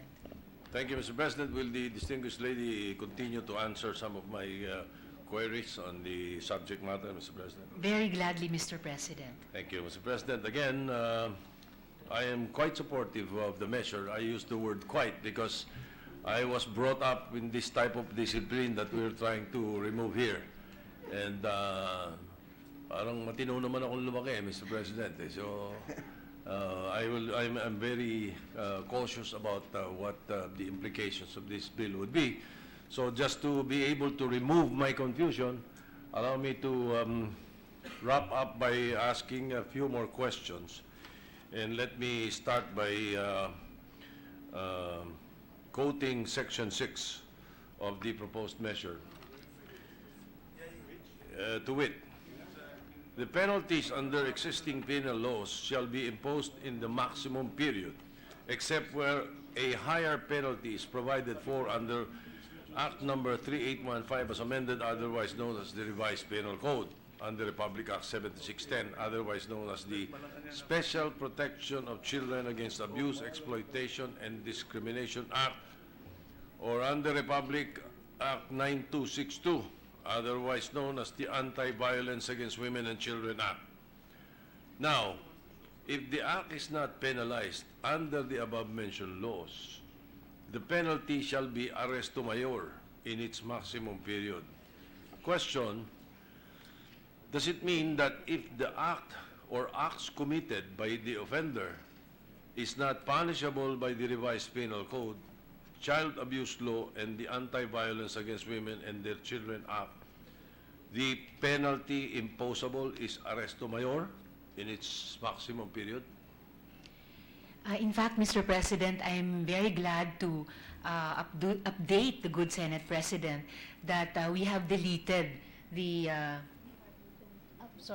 I correct myself, Mr. President. We are open to amending,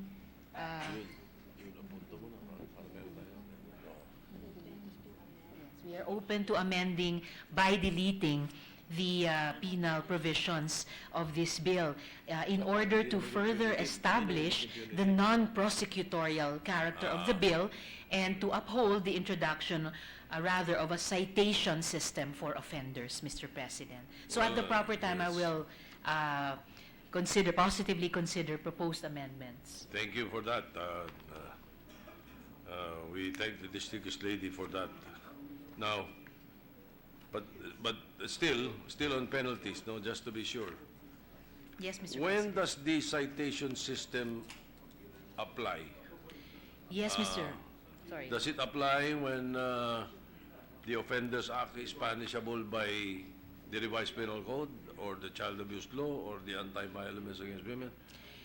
Mr. President, the citation system will go into operation even with first and second infractions. For example, Mr. President, for a first infraction, a written citation by the barangay chairperson or his or her representative indicating that the parent or guardian should desist, stop, refrain, avoid from using corporal punishment, and a mediation and reconciliation meeting shall be conducted.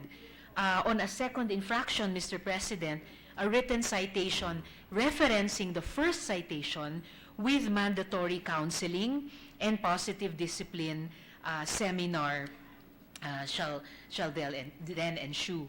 Whereas on the third infraction, the Barangay Council for the Protection of Children, or the BCPC, through the barangay chair, shall initiate and file the necessary complaint against the parent or guardian or any adult for violating Section 5, and a mediation and reconciliation meeting shall again be conducted, Mr. President.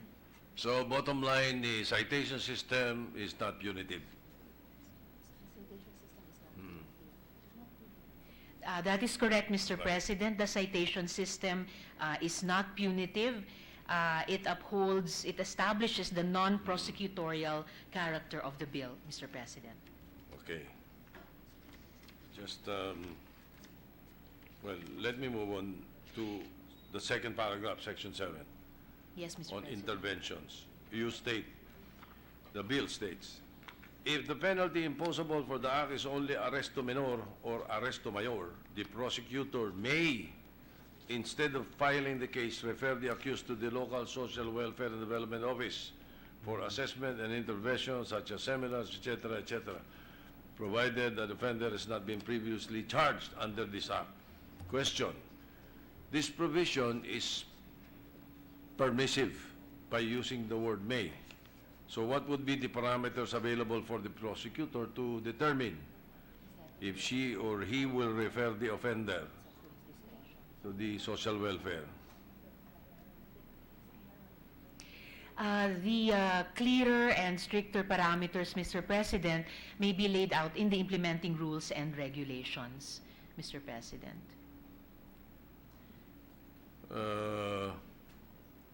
So the use of the word may, you mean to say, if the prosecutor opted to refer the offender to the local SWDO,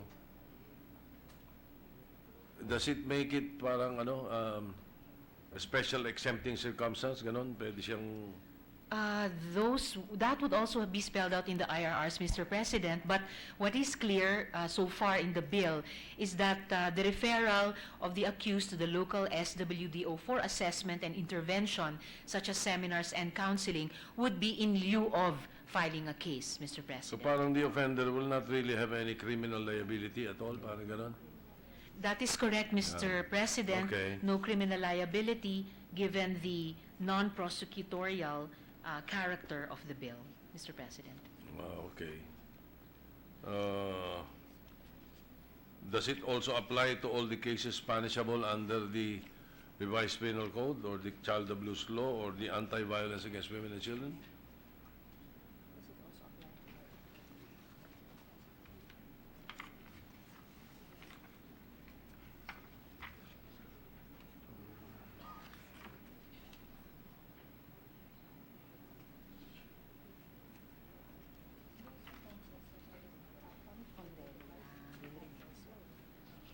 Rather, Mr. President, those offenses already identified as offenses, already prohibited as offenses under the revised penal code will remain so, Mr. President.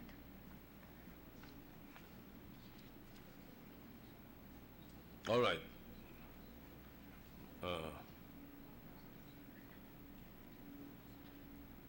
It will remain so. Yes, Mr. President, right. because there are already offenses against children that are identified Punishable. as offenses and punishable under the RPC. Under these laws, all Yes, right. Mr. President. Okay, now, you added a separate provision on interventions for a parent who is an offender in Section 7, but you have already provided that. All offenders shall be referred to the local SWDO for assessment, intervention, etc., etc. Covered na parents dito eh, di ba? What is the reason for a separate provision?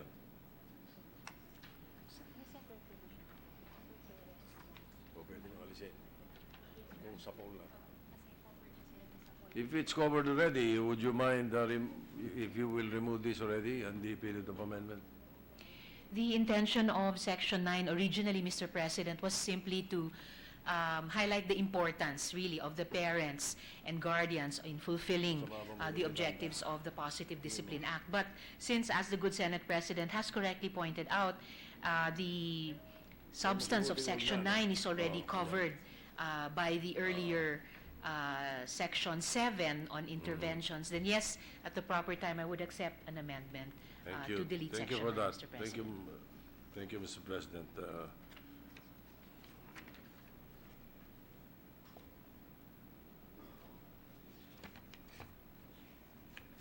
Ito na lang, ha?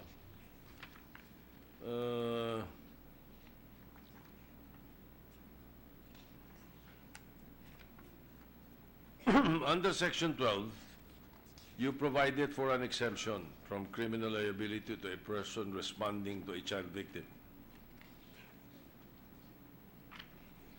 Is this provision subject to the requisites provided in the revised penal code, Article 11, relative to justifying circumstances? Yes, they are, Mr. President. That is correct. Okay. All right. Thank you. Section 13, proposed measure provides for the list of the persons or entities who may file a complaint. Should the order of the names listed need to be strictly followed? No, Mr. Hindi naman, President, ano? this is a listing not of prioritization, but simply of enumeration of those who may be complainants under this law, Mr. President.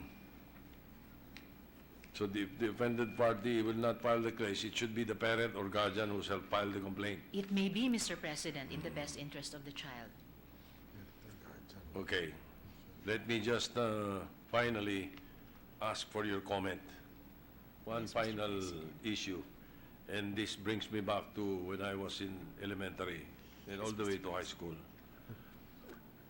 According to the Bible, the appropriate and restrained physical discipline of children is a good thing and contributes to the well-being and correct upbringing of the child.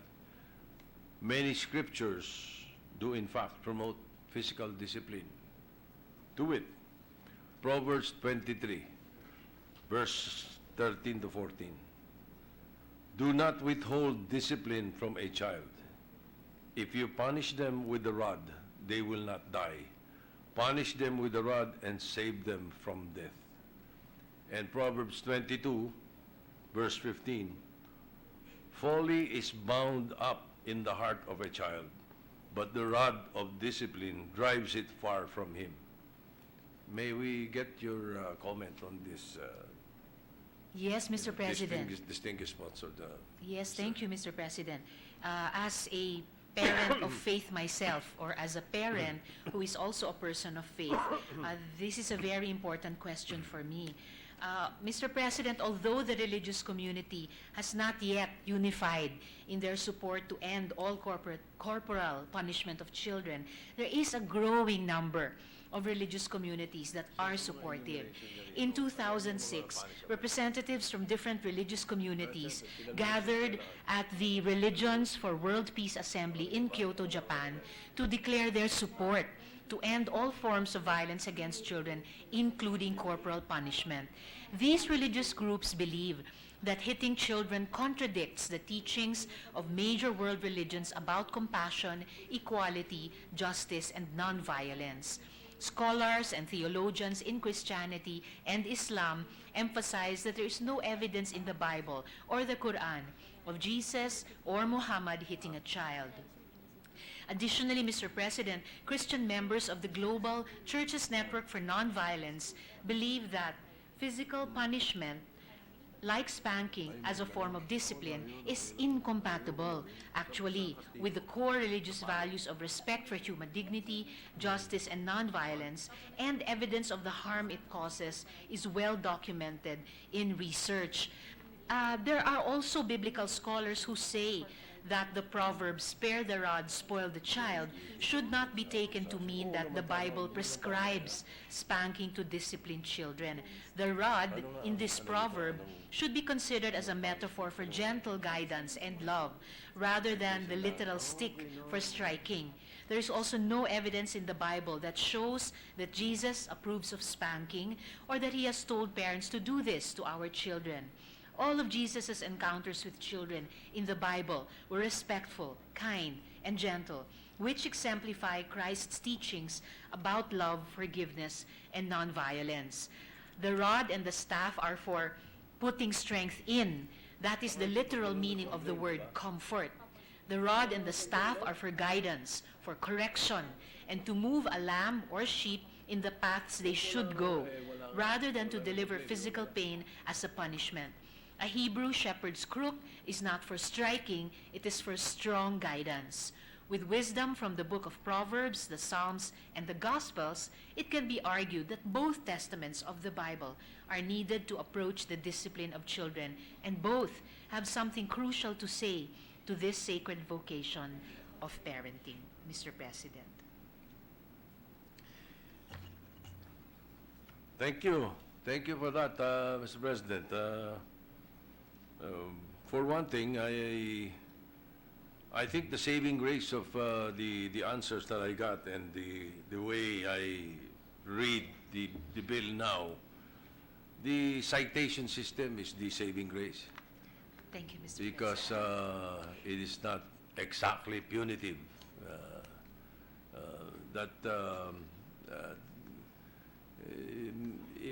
As a matter of fact, the way I read the bill, if there is no complaint, we don't have a problem at all. You know? It will not go against this. Because like as I said before, I wonder if I do not recall if I already told you about the kind of punishments Senator Gordon and I experienced in Letran. No one complains. We are asked to kneel down in front of the flagpole when the sun is up because we did not do our homework. But we do not complain. As a matter of fact, it's a badge of honor in Letran if you are punished. So, with that, Mr. President, I thank the distinguished lady and congratulate her for the bill that is being proposed. I hope Thank you so that it much, is Mr. carried out well, and it will do well to the young, the Filipino youth. Thank you, Mr. President. Thank you so much, Mr. President, and to the good Senate President for his very enriching questions. Just as a last affirmation, I too was spanked as a child, but I turned out okay. Naalala ko po, pinalo po ako ni Daddy ng tsinelas niya. At hindi pa yun pinakamalakas na palo niya, but I remember how heartbroken I was. It's important to remember, Mr. President, that children are resilient. They're able to cope with and recover from whatever negative experience they've had when they were growing up. However, whether we turned out okay or not is really not the only point. Children have the same rights as adults, not to be hurt or harmed at any point in their lives. And children have consistently expressed that corporal punishment hurts them physically and emotionally at the time when they were punished. So I am just so happy and grateful, Mr. President, and to the good Senate President as well, and to our very good Majority Leader, that our generation in this Senate, having experienced what we experienced as kids, the good and the not so good, that we're able to move forward for the sake of our children and the next generations. So maraming salamat po, Mr. President. Thank you. Majority Leader. Thank you, Mr. President. There being no members to interpolate, we move to close the period of interpolation. And are there any objections? There being none, period of interpolation is hereby closed. I believe some of our colleagues would still like to propose amendments. So we will suspend consideration of the said measure. Are there any objections? There being none, consideration of Senate Bill number 1477 under Committee Report number 115 is thereby suspended. Thank you, Mr. President. We'd just like to recognize your guests, Senate, for the presiding officer's guests. National Confederation of Irrigators of the Philippines are here, headed by Mr. Silvestre Bontos Sr. And their party. Welcome to the Senate. Mr. President, finally, we have one measure on deck. We move to resume consideration on Senate Bill number 1997. I so move, Mr. President. Are there any objections? There being none, consideration of Senate Bill number 1997 is in order. This is an act creating the Regional Investment and Infrastructure Coordinating Hub of Central Luzon, aka RICH. And hopefully this will make the people of Central Luzon richer, and they share it with all the other regions. Mr. President, to sponsor the measure, Senator Richard Gordon. May we recognize the sponsor, Mr. Senator Rich Gordon is recognized. That's right, Senator Rich Gordon, Mr. President. May we also recognize the distinguished Minority Floor Leader to interpolate the good gentleman. The Minority Leader is recognized. Thank you, Mr. President. Will the gentleman sponsor yield to some manifestation? At all times, Mr. President, to my good friend, Senator Dillon. Mr. President, the Majority Leader I've been following the instructions of the Majority Leader for the past 2 days. And he would always tell me, do this, do that. And for the sake of the unity of the chamber, I've always followed. But today, on this particular measure, I will defy him. His instruction is interpolate until death. I thought he was my inanak. You better rethink, Mr. Gordon, but levity aside, I find the measure in order. We have no questions. If the Majority Leader has his own questions, I leave that to him. But we have no questions on the part of the minority group, and we will not oppose the approval of the measure on second reading. Thank you, Senate President. Thank you, Minority Floor Thank you, Leader. Mr. President. I will thank the Minority Leader for no longer asking any questions, and I will not dare ask questions because my godfather will be very disappointed at me.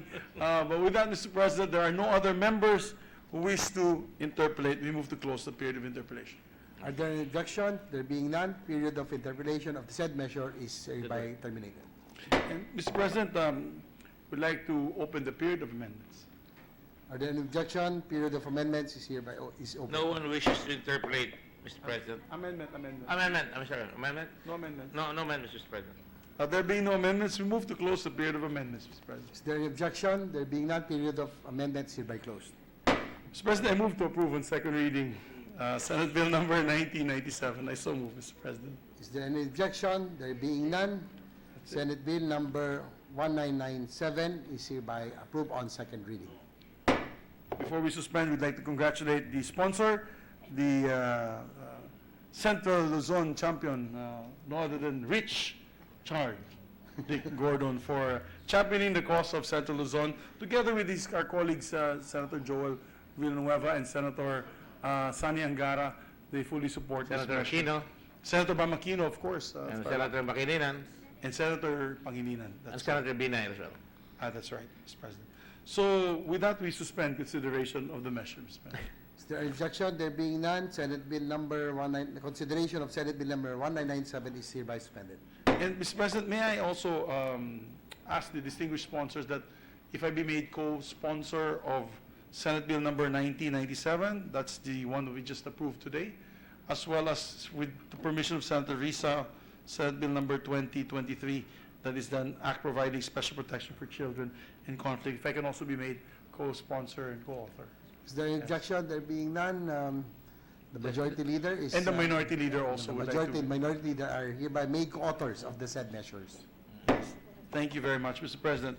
With that, Mr. President, Yes. I just would like to manifest my thanks to, although I will miss his interpellation because his interpellations and interventions of the minority floor leader are always welcome. Some people think that he's just doing it to make us suffer, but I think all his interventions have been very, very fruitful, very, very encouraging, very, very informative, and certainly it's an educational process here with his long experience. Certainly, I'd like to thank all our members here present for their trust and confidence. Mr. President, this bill hopefully will be the start of regional bills like this, because we have to work as a team, and if most provinces work as a team together, they can promote their respective regions without dependence on the national government, and hopefully we can get more investments because they will put to use idle land that would otherwise be unproductive, and because of this, hopefully, we can have Southern Luzon later on, Cebu, Iloilo, but the island of Panay, and all the other regions. I hope that this will be what will happen, Mr. President.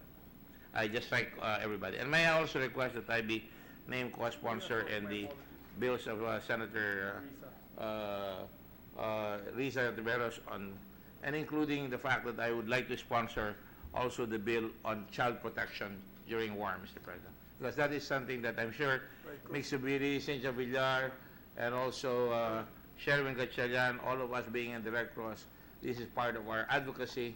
It's a very good advocacy to protect children in war. Even wars have rules, Mr. President, and at the proper time, I would like to sponsor the same measure if there is time. Mr. President, thank you very much, Mr. President. Thank you, Mr. President. Mr. President, I'd just like to put on record the wonderful output that we've had this week. We'd like to thank the Minority Floor Leader for his interventions and support on many of these measures. Mr. President, we welcome the interventions of the Minority Floor Leader. He improves our bills significantly together with our other colleagues. And this is a concerted effort, both of the minority and the majority. We're excited to see the output by next week, Mr. President, but I'd say it's record-breaking for this quarter in terms of numbers of bills passed. And I'd like to congratulate the Chamber, most especially our Senate President, for shepherding all this. Yes, this has been a very productive Yes. month, I would say. A lot of landmark legislations will be passed as Yes. well. So And hopefully yours, Mr. President. hopefully two Next landmark week, legislations next by week, next Mr. week. President, yes. Hopefully, we can also push for your landmark measures. Mr. President, with that, I move to adjourn. One more, housekeeping. Before we move to adjourn, Mr. President, there's just one housekeeping. Oh, swap sila. I'll elect na. Now or October 1? Okay, Mr. President, with the permission of the body, we move to elect Senator Angara as member of the Commission on Appointments, Vice Senator Ejercito, J.V. Ejercito, my seatmate in the CA, starting October 1, 2018. Is there any objection? There being none, Senator Angara is hereby elected to the commissioner appointment effective October 1. Thank you, Mr. President. We will miss you there, Mr. President. I hope to be back Soon, the next. the next round. Mr. President, I move that we adjourn the session until 3 o'clock in the afternoon, Monday, October 1, 2018. I so move, Mr. President. Is there any objection? There being none, the session is adjourned until Thank 3 you. o'clock in the afternoon of Have a good Monday, weekend, October sir. 1, 2018.